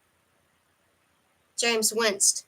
You really need to get over your martyr complex. One of these days it's going to get you killed. Behind me, a pair of feet shuffled, and Henry let go of my hand as he stood. Brother, he said to Walter, wrapping his arm around my shoulders and pulling me to him, if you allow Kate to do this, you will no longer have my cooperation. She is my queen. I have already completed her coronation, and I will not allow anyone, not even a Titan, to usurp my claim. His claim? Before I could say a word, Walter cut me off. Very well, then we will not accept Cronus's truce. And the list of traitors, said Dylan, eyeing the scroll with an unsavory gleam in his eyes. What did he plan on doing? Hunting down each and every one of them? Something that didn't feel too far from the truth. I will deal with them personally, said Walter, and with a wave of his hand, the scroll vanished. We have already lost the alliance of most of the other gods. That is not news. So what? You're going to let all those people die while you fight a war you know you can't win? I said, and Henry's grip around my shoulders tightened. But I wasn't his claim. I wouldn't let something like this go just because Walter decided the discussion was over. He wasn't always right. My childhood was proof of that. No, said Walter, I intend on winning the war. Now, if you will excuse us, Kate, we've got tomorrow's attack to discuss. Given your closeness to Cronus, it would be best if you did not hear our plans. No one spoke up in my defense, not Henry, not James, not even my mother. After several seconds, I swallowed the knot in my throat and twisted out of Henry's grip. If they didn't want me around, then fine. I wasn't going to twiddle my thumbs for the next decade while they got everyone killed. I was halfway to the guest room when Henry caught up to me. He put his hand on my arm and I shrugged it off, too furious to say anything. He'd promised that our relationship would be between equals, that I wouldn't belong to him. That wasn't how he worked, and how dare he insinuate that I was his for any other reason than the fact that I wanted to be. I stormed into my room and tried to slam the door, but he caught it. Kate, please, will you listen to me? Why should I? I prowled from one end of the room to the other, glaring at him and silently daring him to come closer. He only moved forward enough to close the door behind him. You won't listen to me? Why? Because I'm young? Because I'm a girl? What is it, Henry? Why am I suddenly nothing more than your claim? He exhaled. You know I do not think of you in that way. Sure, could have fooled me lately. That is not fair. I am trying to keep my family intact, and the only way to do so is to speak a language my brother understands. Oh, so he's a misogynist. Yes, said Henry. He has never understood partnership, not in his marriage, not within the council, not even among his siblings. It is not fair, but he is the head of the council, and we must play this game his way. I collapsed on the bed. Great, I spend my entire life wanting a family, and when I finally get one, it's full of people who think I'm no better than dirt. Henry took a few cautious steps toward me. It stopped when I gave him a look. I wish you would have told me about your deal with Cronus. Up until 2 days ago, you were in a coma, I pointed out. Yes, but you have had ample opportunity to do so since, and it seems to me as if the details of your arrangement were made much more recently. He watched me with his unwavering gaze, and I looked away. I am not angry with you, Kate, he said gently. I cannot imagine what you endured while they held you captive, and truthfully, I would have done the same if our positions were reversed, but as you are my partner and I am yours, regardless of the circumstances, it should have been a decision we made together. Tears sprung in my eyes, not because I was mad at him, but because he was right. I'm sorry. I'm so afraid that you'd take off after him. And you're still so weak. I accept your apology, said Henry, and I ask that you accept mine as well. I will not let you go, Kate, because I love you, not because I believe you belong to me. Anyone who has been around you for 5 minutes knows better than to think that. Apparently my own father doesn't, I mumbled, and Henry sighed. Yes, well, it's easy to chalk this whole mess up to Walter. He is the one who never gave Calliope the respect and love she deserved, after all. You'd think he would have learned from that. You would think. He sat down on the bed, and I didn't move away. I want to get our son back as badly as you do, but this is not the way. My eyes welled up again. When would I stop being on the verge of tears? When would I finally hold Milo? When Calliope was defeated? When Cronus was back in his own personal corner of hell? I didn't know how to be me without him, I said. Everything I do, it's like this need is pulling me in one direction, and I can't function without going toward it. And when I'm not, I'm empty. He needs me. He needs us, and we're not doing anything to get him back. We practically abandoned him. Henry lay down on his side, so he was facing me. Do you really believe that? He said, sandwiching my hand in his. I am certain Milo does not. You said so yourself that you believe he knows when you are there. I rubbed my eyes with my free hand. I want him back, Henry. I want us to be a family. We are a family. He kissed my forehead, my cheek, and finally brushed his lips against mine. We cannot pretend it has been easy, but we love each other unconditionally, and that is what matters. We will get him back, I swear it. My chin trembled. How? I do not know yet, but I will find a way. We will find a way together. I kissed him back, not caring if he could taste my tears. How am I supposed to help you when everyone thinks I'm worthless and won't teach me how to use my abilities? I don't think you are worthless, he said, his breath warm on my cheek. Far from it, I assure you. I will teach you anything you desire. Really? I said, and he nodded.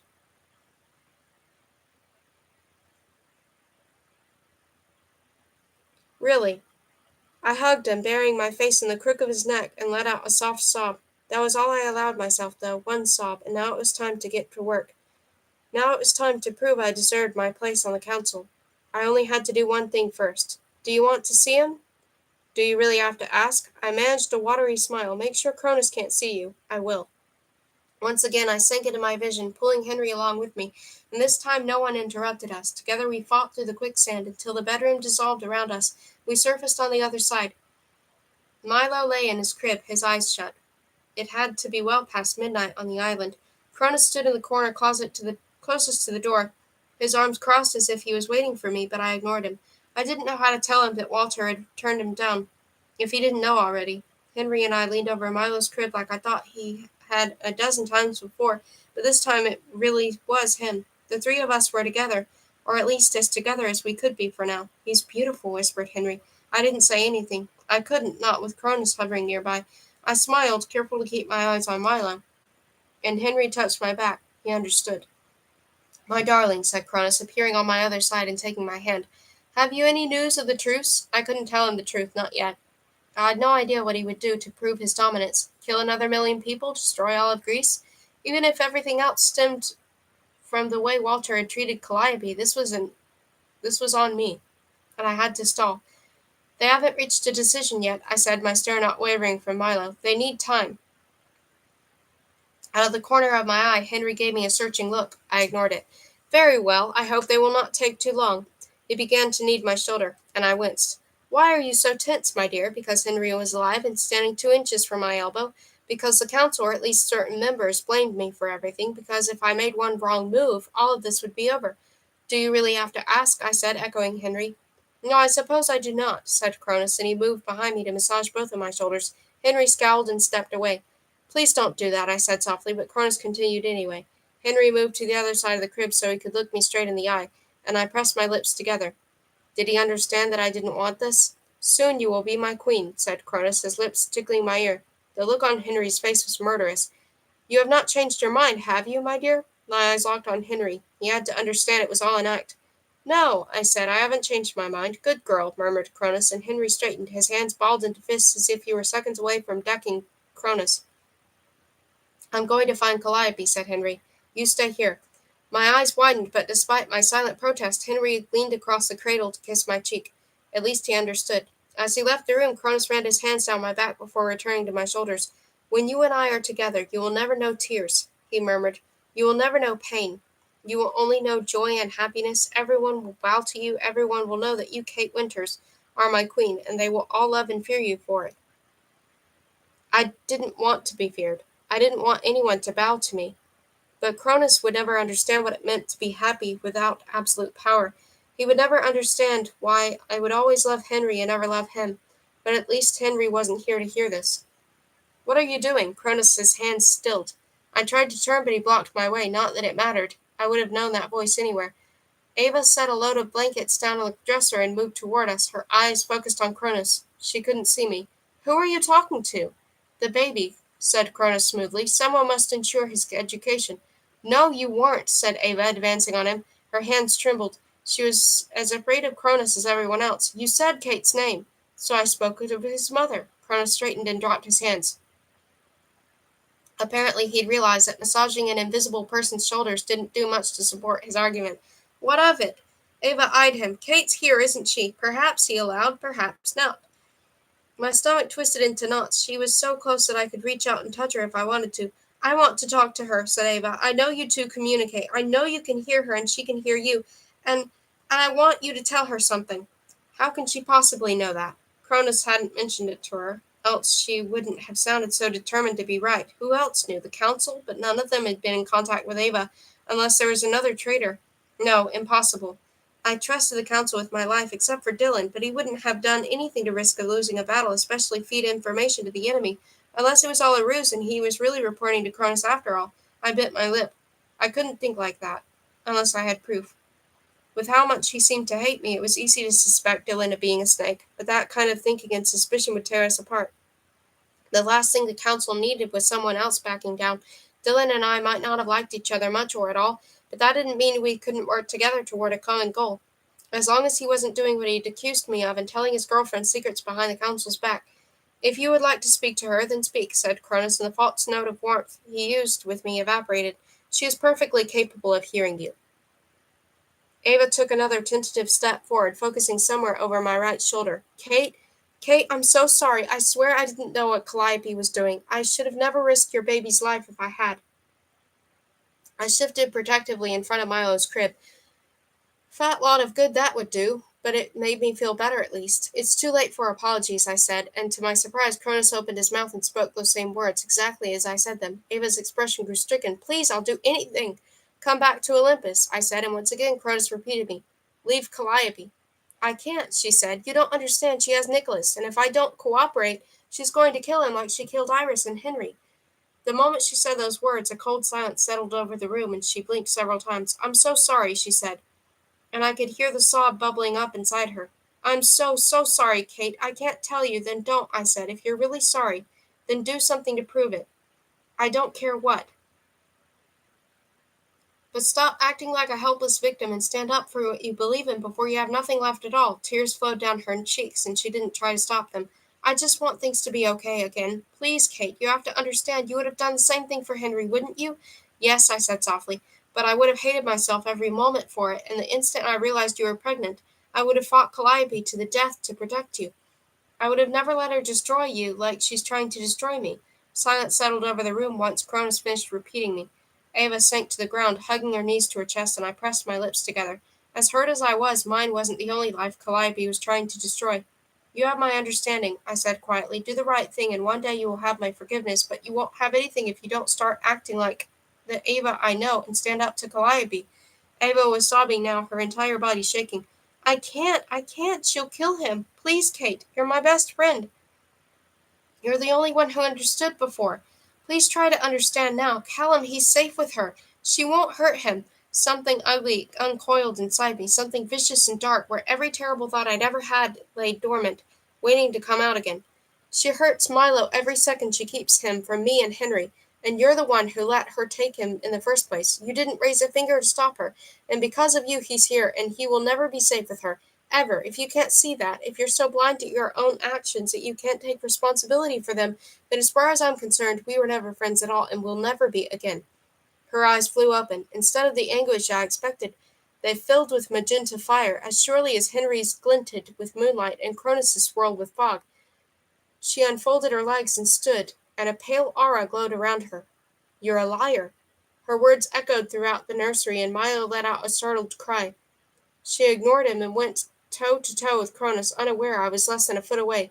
Kate would never say those things to me, and your pitiful attempts to sever my loyalty won't work. Even if Kate did say those awful things, she doesn't really mean them. Calliope's using her powers to make her hate me, isn't she? Calliope didn't have to cut the strings of our friendship. Ava was already fraying them beyond repair. But no matter how much I understood why she was doing this, no matter how much I wanted to forgive her, I never had such conflicting feelings for someone in my life. I constantly wavered between irresistible fury and the deep desire to understand, as if those two parts of me were at war with each other, and while I had been on this island close enough to her Calliope to get to me whenever she wanted, forgiving Ava had never crossed my mind. Maybe Calliope was behind this after all. I took a deep breath. Acknowledging it didn't make the tension in the pit of my stomach lessen, but I would force myself past Calliope's influences if Ava did the right thing. Is that so? Said Cronus with eerie calm, pulling me back into the present. What makes you so certain? You are already on our side. I have no reason to lie. You have every reason to lie, said Ava. I've told Calliope, and now I'll tell you. I am not I'm here for my husband, and I'm here for Kate's baby. I won't let you or Calliope poison him. A shadow moved in the doorway, and Henry appeared. He was safe. Wordlessly, he crossed the room and took my hand. You can tell me as many awful things as you want. I won't believe you. Ava's voice trembled, but power radiated from her. She's my best friend. I love her. Not that you would understand the first thing about love. She reached into Milo's cradle and picked him up, and his cries grew louder. His arms flailed toward me, and I held my hand over his forehead. It's all right, I whispered. I'm here. As the words left my mouth, however, Ava stormed toward the door, and it was only Henry's tight grip on my hand that kept me from going after her. Where are you taking him? Said Cronus without any hint of anger. If anything, he sounded amused. Ava glared at him. To give him a bath and a bottle, someone needs to make sure he knows he's loved. And you and Calliope sure aren't qualified. I stepped toward her, yanking on Henry's hand in an attempt to get him to follow, but he stood firm. Come, Kate, he said, and the world around us began to fade. There's nothing more we can do. And though I said nothing when he brought me back to Olympus, I knew he was wrong. There was something more, and now I had no choice but to do it.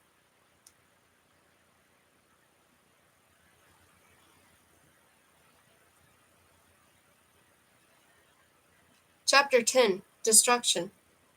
I wasn't sure how long I lay there, staring at Henry in the middle of our bed. Long enough for my heart to ache the same way it did whenever I was gone from Milo for too long enough to be certain that the council meeting was over. by now, but my mother still hadn't come to find me. Maybe she knew I didn't want to be found. Why do you think she did it? I said, breaking the silence between me and Henry. Ava? He said, and I nodded. Because she loves Nicholas, and because she was naive enough to trust that Calliope would keep her word. But why did Calliope go after Ava to begin with? He leaned over and kissed me. Calliope sees Ava as her greatest rival. Walter loves her more than anyone else on the council.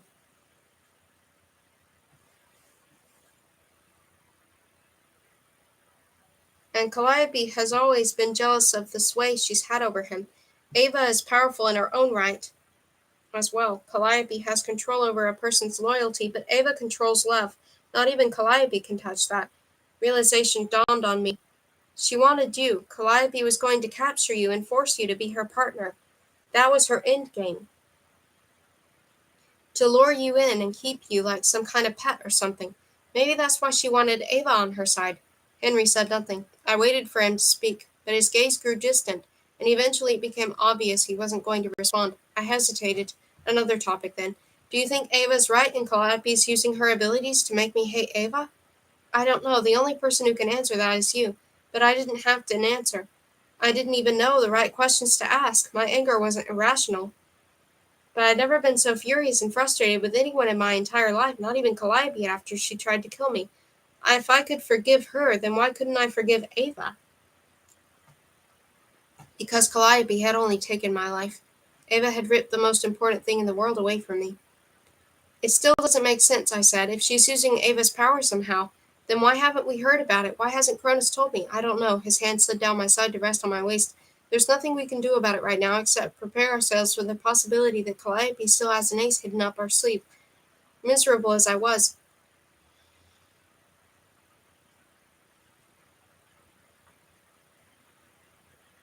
I snorted into his shoulder. Hearing you use poker metaphors is bizarre.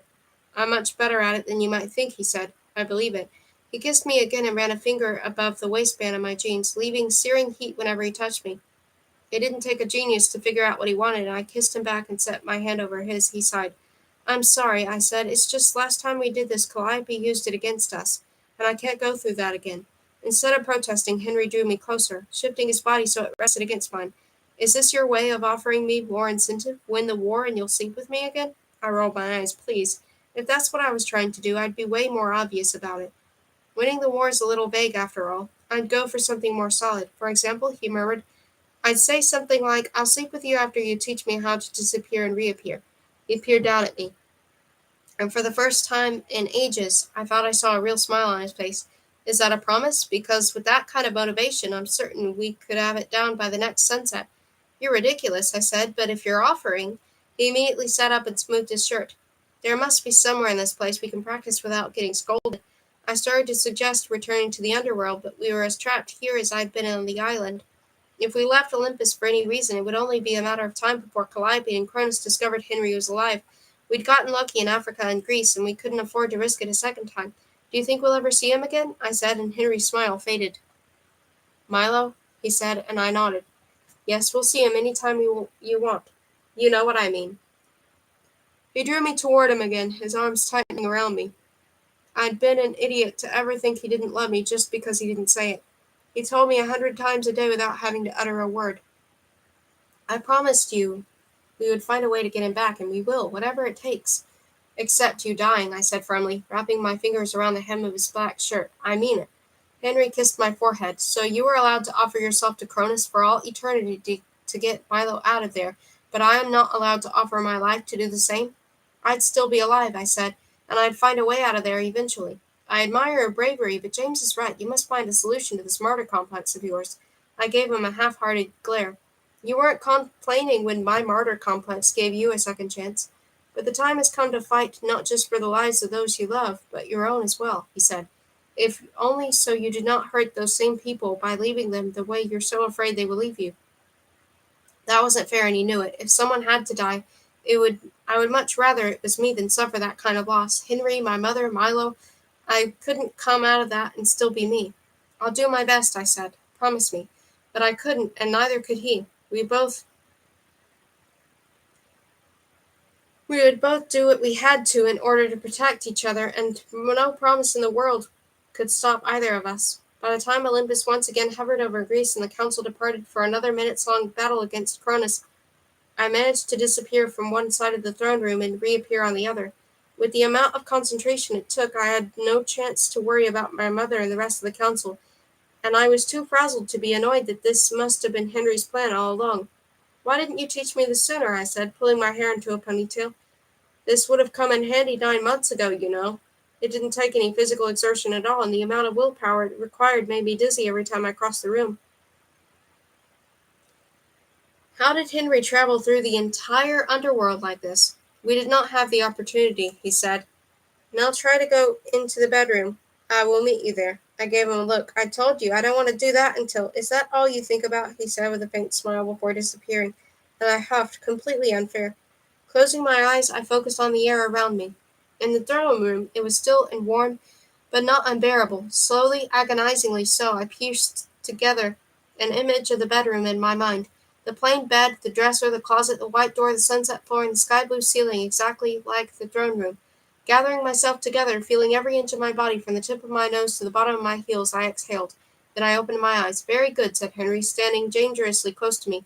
"You were faster that time. Less than 30 seconds." It was difficult to take a compliment from someone who could do it in the blink of an eye. "What if we appear in the same place?" "That will not happen," said Henry. "The laws of the universe won't allow it." "Oh, well, that was good to know." I leaned up against the bedpost and stuck my hands in my pockets. "Once I have this down, could you teach me how to fight?" "It takes centuries to learn how to fight the way that would make any difference in battles," he said. Darn, so James hadn't been lying. "This learning how to travel is your best bet." "How can this help?" I said, and he shrugged. "Any number of ways, really. Never underestimate the value of being able to be wherever you'd like with a single thought. That, coupled with your visions, well, you could be a very formidable opponent indeed." "You're just saying that to try to make me feel better." "Perhaps," he allowed with a smile, "but it doesn't make it any less true. Now, before you get the wrong idea of me, I will meet you back in the throne room." Once again he disappeared, and I sighed. If I were still mortal, I was sure I'd have a raging headache by now. Closing my eyes, I repeated the process, this time trying to focus faster and shave a second or two off my time. I had to get better, and I only had so much time to learn how. I reappeared in the throne room 22 seconds later and grinned. "Next time we play tag, I get to be it," I said, and my eyes fluttered open. Walter stood 2 inches from me, so close my nose was nearly pressed against his chest. "While it is admirable that you have found the time to play games during such a troubling period, I must ask that you take your seat now." I stumbled back a step and hit someone else, James. He set his hand on my shoulder to steady me. "We're back," he said. "Hadn't guessed," I mumbled before shuffling over to my throne. Henry stood beside his, and he extended his hand. I took it. The rest of the council each stood by theirs as well, and I did a quick mental count. They all looked worn down. My mother's skin was sickeningly pale, a painful reminder of her last few days back in Eden, but everyone had returned. No one spoke. Their expressions ranged from deep sadness to inexplicable rage, and it took everything I had not to sink into a vision and make sure Milo was all right. "What happened?" I said shakily, too scared to wait for Walter to speak first. "Cronus's reach is extending. He sent out another tidal wave," said Walter. "Alexandria is all but gone, but Cairo is half drowned." But I tried to picture a map of Egypt. It had been forever since I'd seen one. "Cairo isn't on the coast, with the power of a Titan behind it. There was nothing to stop the wave from reaching so far inland," said Philip, and he took a great shuddering breath. "I am sorry, I've done everything I can to counter him, but—" "There's only so much you can do," said Sophia gently, her eyes rimmed with red. "No one blames you, Philip." From the way he bowed his head, it was obvious Philip blamed himself. I shoved my shaking hands between my knees. 2 cities this time, and everything in between. "How many casualties?" I said. "Millions," said Walter, "several times the amount of destruction in Athens." And the air left my lungs. Why hadn't they taken Cronus's deal? Maybe it only been worth a little more time to prepare, but that was still something. Cronus was escaping with or without their permission, and it wouldn't be long before he devastated Europe and Africa. And then where would he hit? Asia? Australia? North and South America? How long would it take him to destroy everything? At least Calliope attacked me for a reason, but Cronus... Was he doing this just to hurt the council, to prove he was stronger and there was nothing they could do to stop him? They already knew that, even if Walter was too pig-headed to admit that he wasn't the biggest, baddest, in the universe.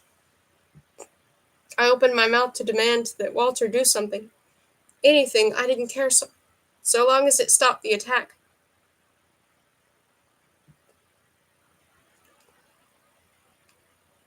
Henry shook my hand though. Sorry, took my hand though, stroking my knuckle with the pad of his thumb, and I fell silent. To Walter,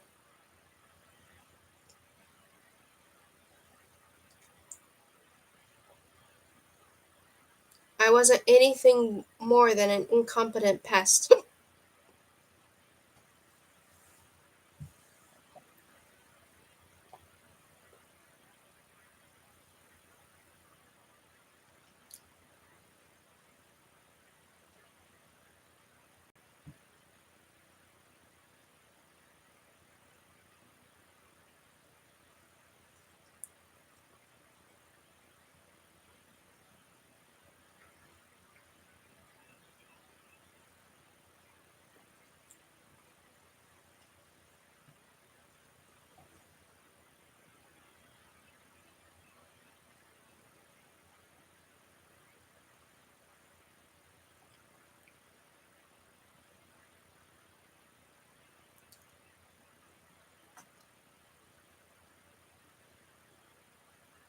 Because of that, no matter what I said, no matter how much logic and reasoning I used, he wouldn't listen to me. None of them except my mother, James, and Henry would, and the council couldn't afford to be any more divided than it already was. Kate, you may go, said Walter, and I left the throne room without protest. I might have been young and inexperienced, but that didn't make me an idiot. And if they wouldn't fix it, then I would. Shadows danced on the walls of Milo's nursery as it materialized around me, and Cronus hovered over his cradle. He looked paler than usual, but his eyes swirled with fog, and a faint aura of power surrounded him. I've been waiting for you. He set a hand on my lower back, and I recoiled. You're a monster, I snarled, reaching into the cradle for my son. Do you realize how many people you've just... As always, my hand met empty air, but this time it was different. I squinted into the mess of blankets, and I froze. Milo wasn't there. What did you do to him? I said, and my voice broke. Where the H is my son? Cronus gestured behind me, and I spun around. Ava sat in a rocking chair that hadn't been there the day before, and she cradled Milo. She has barely put him down since you last left, said Cronus. I hurried over to her, and Ava glanced up. For one horrible moment, I thought she could see me, but instead she looked right through me. It won't work, she said to Cronus. I don't care how many times you try. Kate isn't here, and even if she was, you wouldn't be able to see her.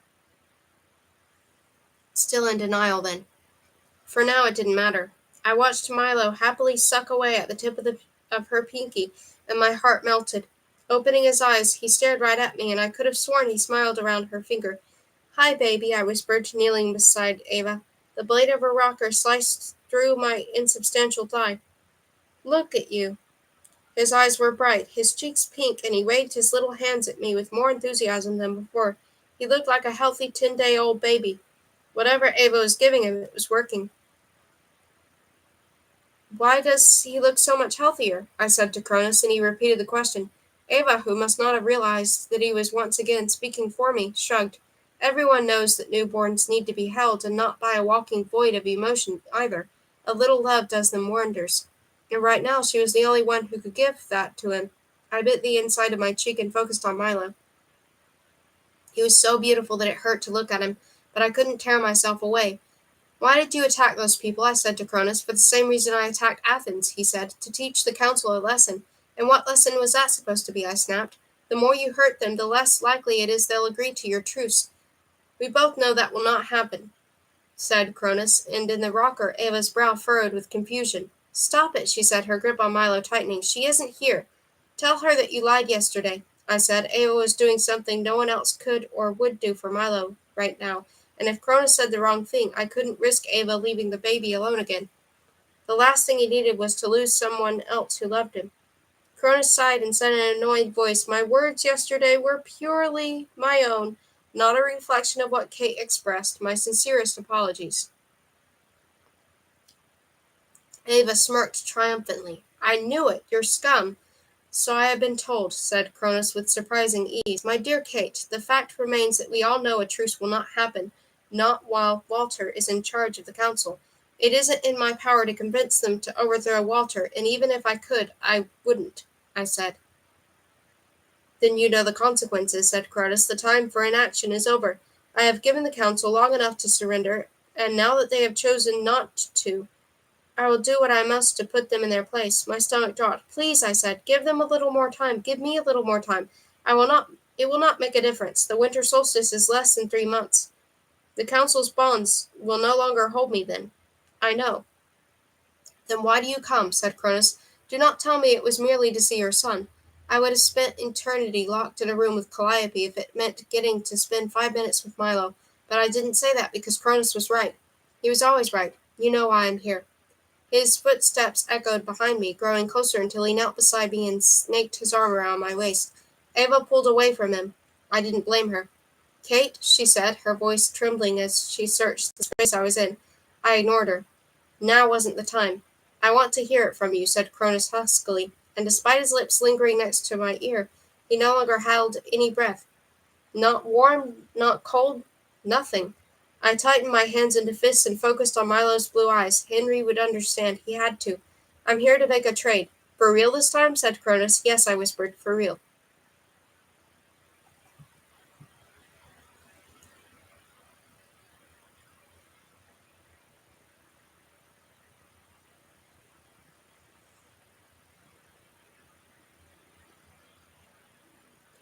Chapter 11. Horizon. Cronus gave me 7 days with Henry and my mother before he would attack again. It wasn't out of the kindness of his heart. I had no way of reaching the island on my own yet, and I couldn't ask anyone to go with me. Besides, the more people I involved, the bigger chance I had of getting back to Henry. So I had to learn how to get there myself. I could barely travel across the room without Henry's help. Learning how to cross half an ocean in a week seemed impossible, but I had to.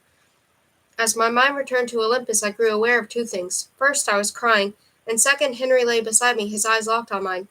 Are you all right? He brushed his thumb against my cheek, catching a stray tear. The urge to tell him everything overwhelmed me, making it hard to breathe, but I couldn't. This was for Milo. If one of us had to do it, I was the best choice. Cronus had already issued Calliope an ultimatum not to hurt me or Milo.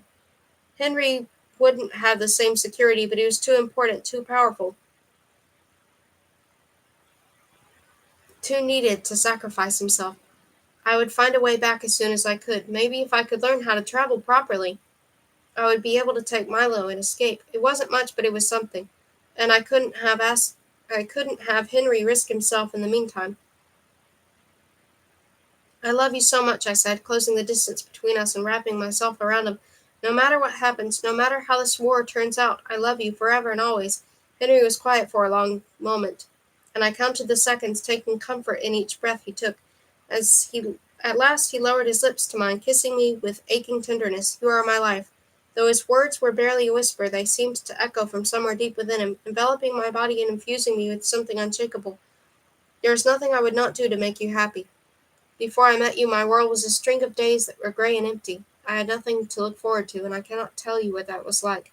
Facing down eternity alone. Every day I wished for you. Every day I held on in hopes that eventually we would meet, and when I finally found you, he leaned in and kissed me again, and as tenderly as before. His hand slid underneath my shirt, splaying across my stomach, but the touch wasn't sexual. It was as if he were trying to memorize me, just as I was trying to memorize him. I have existed for more eons than I remember. I have seen the sun rise and fall so many times that the days lost all meaning. For so long they passed me by in a blur.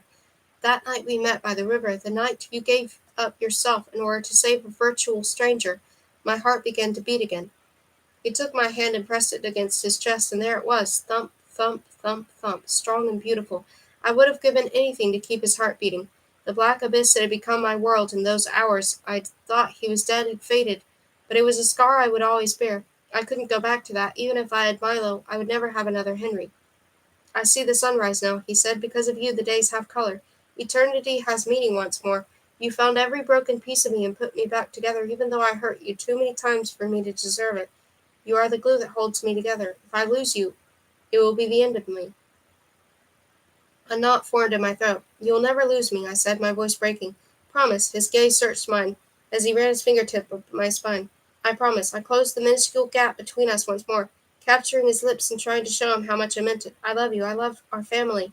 I love our life together, and I can't wait for the day when we're back home, just the three of us, and this whole war is over. I swear to you that will happen. That will be our future. He cradled the back of my head, his palms searing against my skin. I have waited an eternity for this love. I am not going to let anyone, Titan or not, take it from us. Promise, I said, and this time it was Henry's turn to kiss me. I promise. Then do me a favor, anything.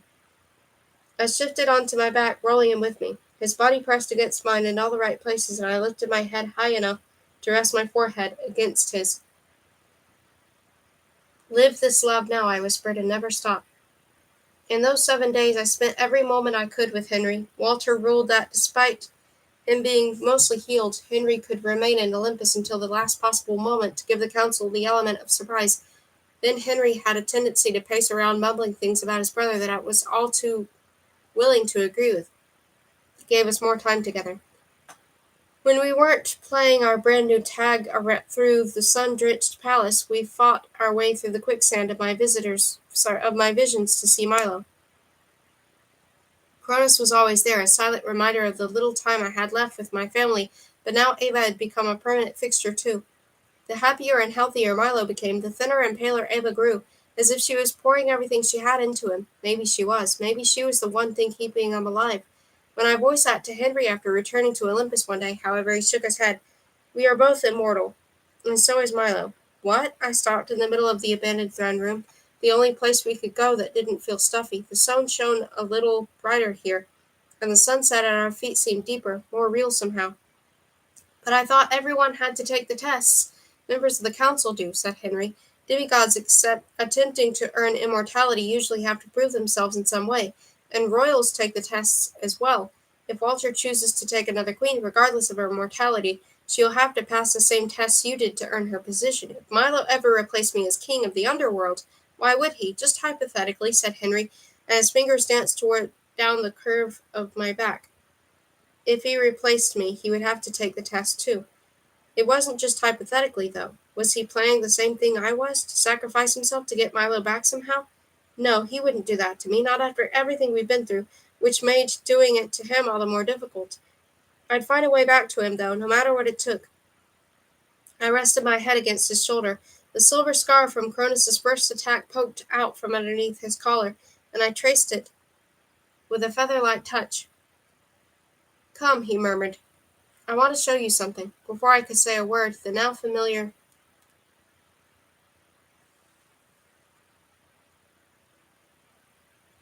feeling of disappearing washed over me, and the throne room faded. However, a similar room replaced it, with sky that stretched out endlessly before us. There was something different about this, though. Before, it had been easy to tell the difference between the ceiling and the floor, but in here they blended together as if they were the real thing, unless I blinked. It was the real thing. I am not supposed to bring you here, or even be here myself, admitted Henry. This is the balcony outside Walter's private quarters. It's the pinnacle of his domain, and he is very protective of it. But there is nothing more beautiful in the world, and I wanted you to see it.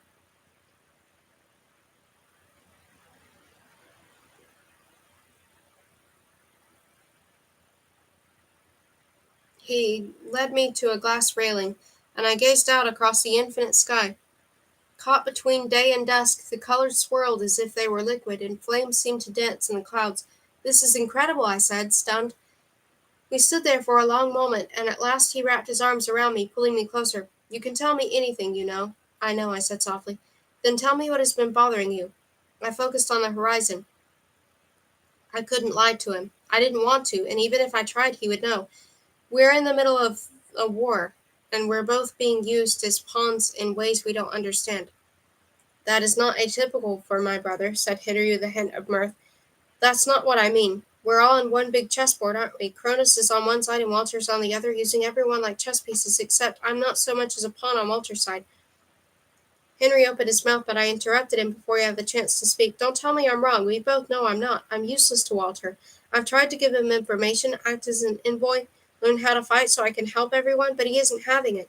Cronus, though, he's moving me around like I'm a king piece. One step at a time, any direction he wants, but I can never venture too far on my own, because if I do, he loses me. He will not lose the war if he loses you, if that's what you are thinking. Henry turned so he was facing me, and he held my stare. There was something earnest and anxious in his eyes, as if he were desperate to make me understand. You are not a king piece to him. If you are anything at all, you are a pawn, something small and inoffensive, easily overlooked, nothing more than fodder. If he gets you where he wants you, though, so deep into enemy territory that we don't even know you're there, then you will become more to him, but only because of the role you play, not who you are. Despite the illusion of whatever he is offering you, you will be nothing more than another piece of the game to him. Do you understand? I took a deep breath and released it slowly. There is no good solution to any of this. Cronus wants me, whatever ungodly reason he has for it. Whatever he thinks of me, having me means something to him. I can't ignore that. I'm not asking you to, said Henry. I'm asking you to think of me, to think of Milo and realize that you're no good to either of us if he has you. You cannot trust a Titan. Now you're starting to sound like Walter, I mumbled. He has a point about Cronus, the only person who can stop him from reneging on an ideal. Reneging on a deal is Freya, and she's already made her position on this war clear. In the meantime, it isn't worth the risk. Milo is safe, Ava's taken care of him, and she will not let anything bad happen to him. She already let something happen to him, though, I said, and how do I know that the first chance she gets she won't throw him into the ocean? If she does, then we ought to consider ourselves lucky, said Henry, pulling me into another hug. Philip would find him, and we would never have him back again. And we would have him back again. But what if Calliope decides to kill Milo after all? She has the dagger. She has Cronus. She would do it. Cronus could do it if I refused to go to him. If Cronus or Calliope threatens to kill our son, I will rip them apart with my bare hands, said Henry. You are not alone in this fight, Kate. Do not forget that. I have already failed you more times than I can count, and I will not do it again. You haven't, the words caught in my throat. You haven't failed me. You died on my watch, he said, and my feelings for Persephone, ancient history, you haven't failed me. Got it? And I'm not going to let you storm in there on your own. He ran his fingers through my hair. Nor will I allow you to do so either. We are in this together no matter what happens. I will not make the mistake of leaving you behind again. All I ask is that you do the same for me as well. Cold horror hit me. He knew. Somehow, some way, he knew what I was planning, and instead of admitting it and forcibly stopping me, he was trying to reason with me. He was giving me a choice. But he'd also made the consequences of me making the wrong decision painfully clear. If I ran off on my own to try to protect Milo and stop this war, he would too, and we both knew his attempts would be a lot bloodier than mine. I tilted my head upward to capture his lips, kissing him with every ounce of passion and frustration and guilt inside me. He had to understand. I love you, and I will always be yours, and I yours. We will have a future, whispered Henry. Despite everything that was happening around us, despite the wrenching choices we both faced, I believed him completely. On my last day before surrendering to Cronus, my mother tracked me down. I had been practicing for ages, and Henry had long since grown tired of chasing me around Olympus. In spite of the hours I'd clocked disappearing and reappearing in random places throughout the palace, I hadn't seen all of Olympus yet. No, I never would. But it was a stupid regret to have, all things considered. We need to talk, said my mother as I reappeared in the throne room. About what? I said, forcing my voice to remain steady. No use giving her any reason to think I was up to something, and if anyone could figure it out, it was my mother. Unless Henry had already told her. You've been anxious lately, she said, and I swore inwardly. We've all been on edge. She couldn't argue with that. Instead, my mother pursed her lips. Do you want to talk about it? Yes, I wanted to crawl into her lap like I had when I was a kid and admit every stupid thing I'd done and every idiotic thing I'd agreed to. I wanted her to tell me that everything would be all right and that I didn't have to worry anymore because she would fix it. This wasn't something she could solve with a wave of her hand or a few gentle words, though, and for the first time in my life I began to understand that she wasn't the all-powerful mother I'd always thought she was. She was human, or at least as close to human as a member of the council could be. She made mistakes, too, and she didn't always have the answers. I can't, I mumbled, and she motioned for me to join her. I curled up in her lap without a second thought. Why couldn't things be simple again? They hadn't been simple for years, though, not since I was 14 and my mother had been diagnosed, and while I'd had the illusion of simplicity in the years before that, they'd never really been easy, had they? She'd had to raise me knowing what was coming. The council had always loomed over me, waiting until I was old enough to put me through a test no girl before me had survived. My mother had known the risks. She'd known what the inevitable looked like. Yet she'd always been there and always loved me with everything she had. Now it was my turn to do the same for Milo. "You're a good girl, Kate," she murmured, holding me close. "Do what you have to do to protect your family." I hugged her back tightly, so Henry had told her, after all. Did the entire council know now? Did it matter as long as they weren't trying to stop me? "I love you," I said, clinging to her. "I love you too, sweetheart." She rubbed my back in slow circles. "Everything will be all right in the end. Evil never lasts forever, and neither will this." Even though I knew she was right, even though she'd said the exact words I needed to hear, she couldn't predict what would happen in the meantime. No one could. And that was what I was really afraid of.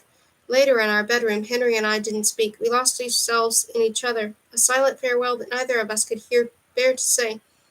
If I hadn't been certain before, I was now. He was letting me go, and it would only be a matter of time before I discovered the price we would both have to pay for it.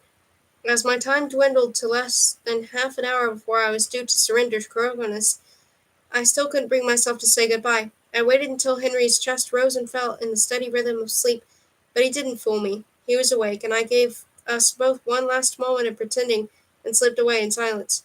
James was waiting for me in the hallway leading up against the wall with a scowl on his face. "Going somewhere?" I paused. "You can't stop me." "No doubt about that," he said, taking my hand and leading me toward the throne room. As badly as I wanted to pull away, I couldn't.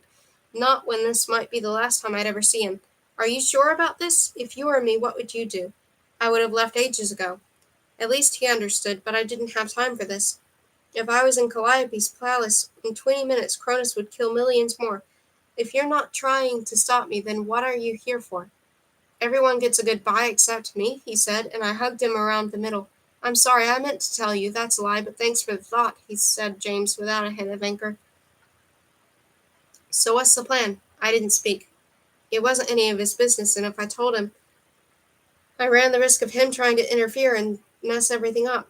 I trusted James, but I'd trusted Ava too. I'd trusted Calliope. Each time something terrible happened, that trust bit me. If this plan had any chance of succeeding, I had to keep my mouth shut.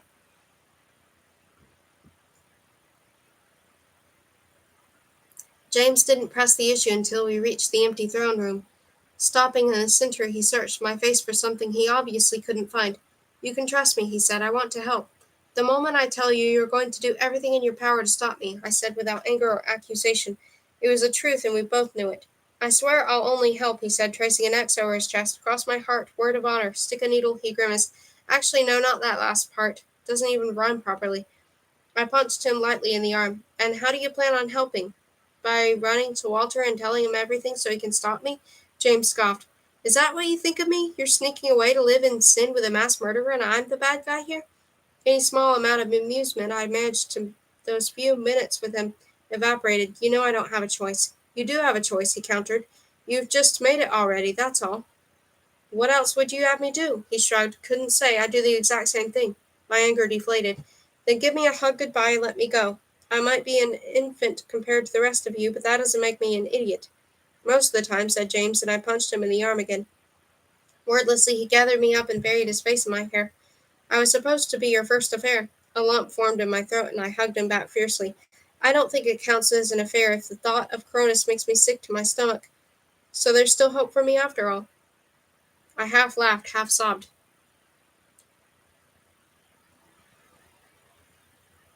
"You're a donkey. Runs in the family." He let me go. "Be safe, Kate. I mean it. If you die, Henry will tear the entire world apart with his bare hands." I said, "Yeah, I know. Believe it or not, I really want me to stay alive, too." Despite all evidence to the contrary, he smiled faintly, and I touched his elbow. "Do me a favor. Find someone for you, okay? Not a fling or a mortal to marry for 50 years before she dies, but someone to really settle down with. You're what, several thousand years old? Don't you think it's time?" His smile faltered for a split second. "I would have settled down with you, but then you had to go and marry my uncle. You're a little heartbreaker, you know." I rolled my eyes. "You're terrible. I mean it. You deserve someone who isn't already taken. Go out and find her, or him. Just find someone." I drew myself up to my full height. "I'm going to be mad at you until you do." "It took Henry 1,000 years to find you," said James. "You think you could really be mad at me for that long?" "Henry doesn't go out much. You do." I kissed his cheek. "I'm serious. There has to be a minor goddess out there somewhere who's absolutely head over heels for you.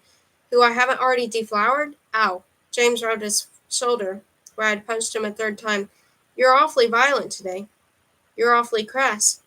He captured me in another hug. Too bad you didn't have a daughter. If I had, I'd have told her to stay the H away from you.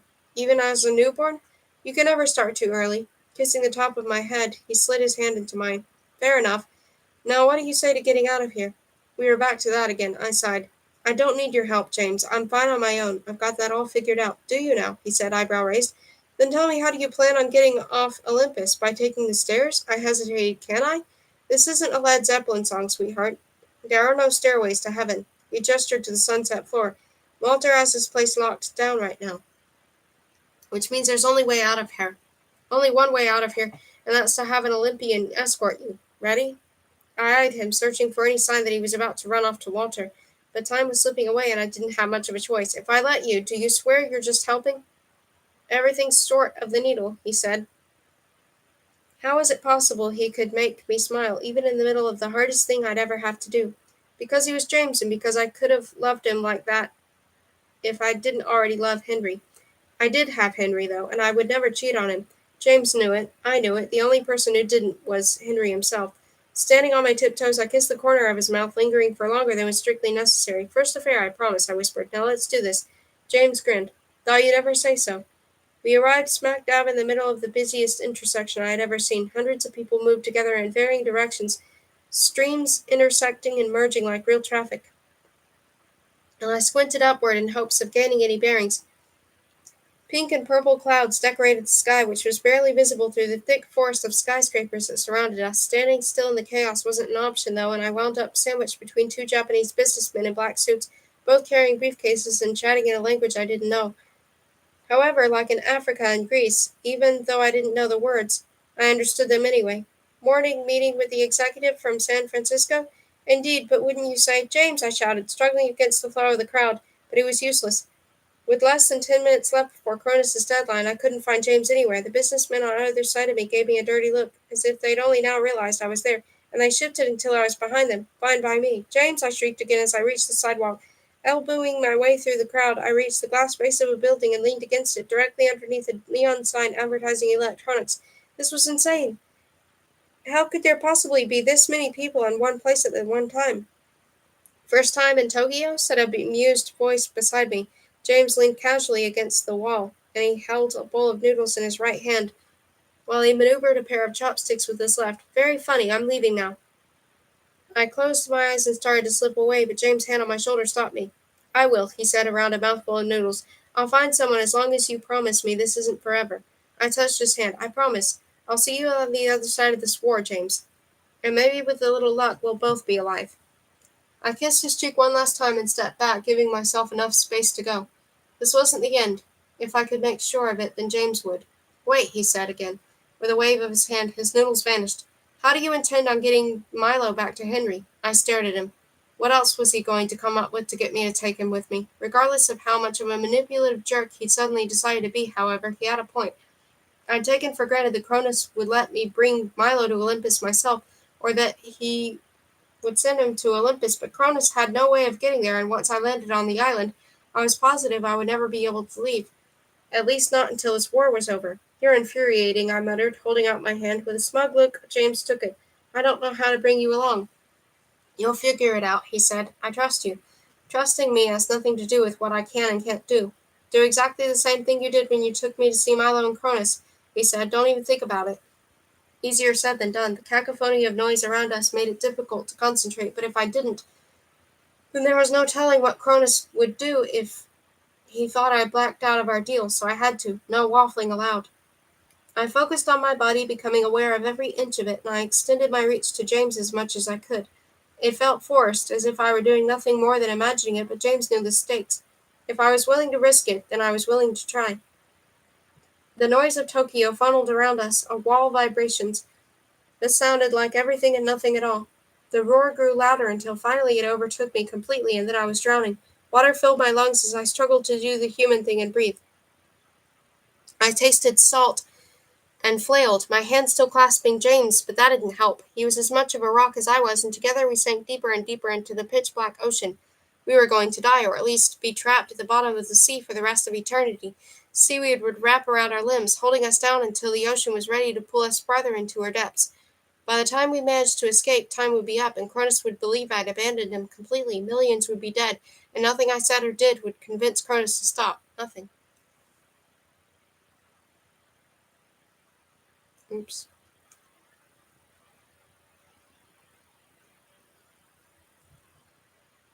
Okay. So I'll read more in a little while.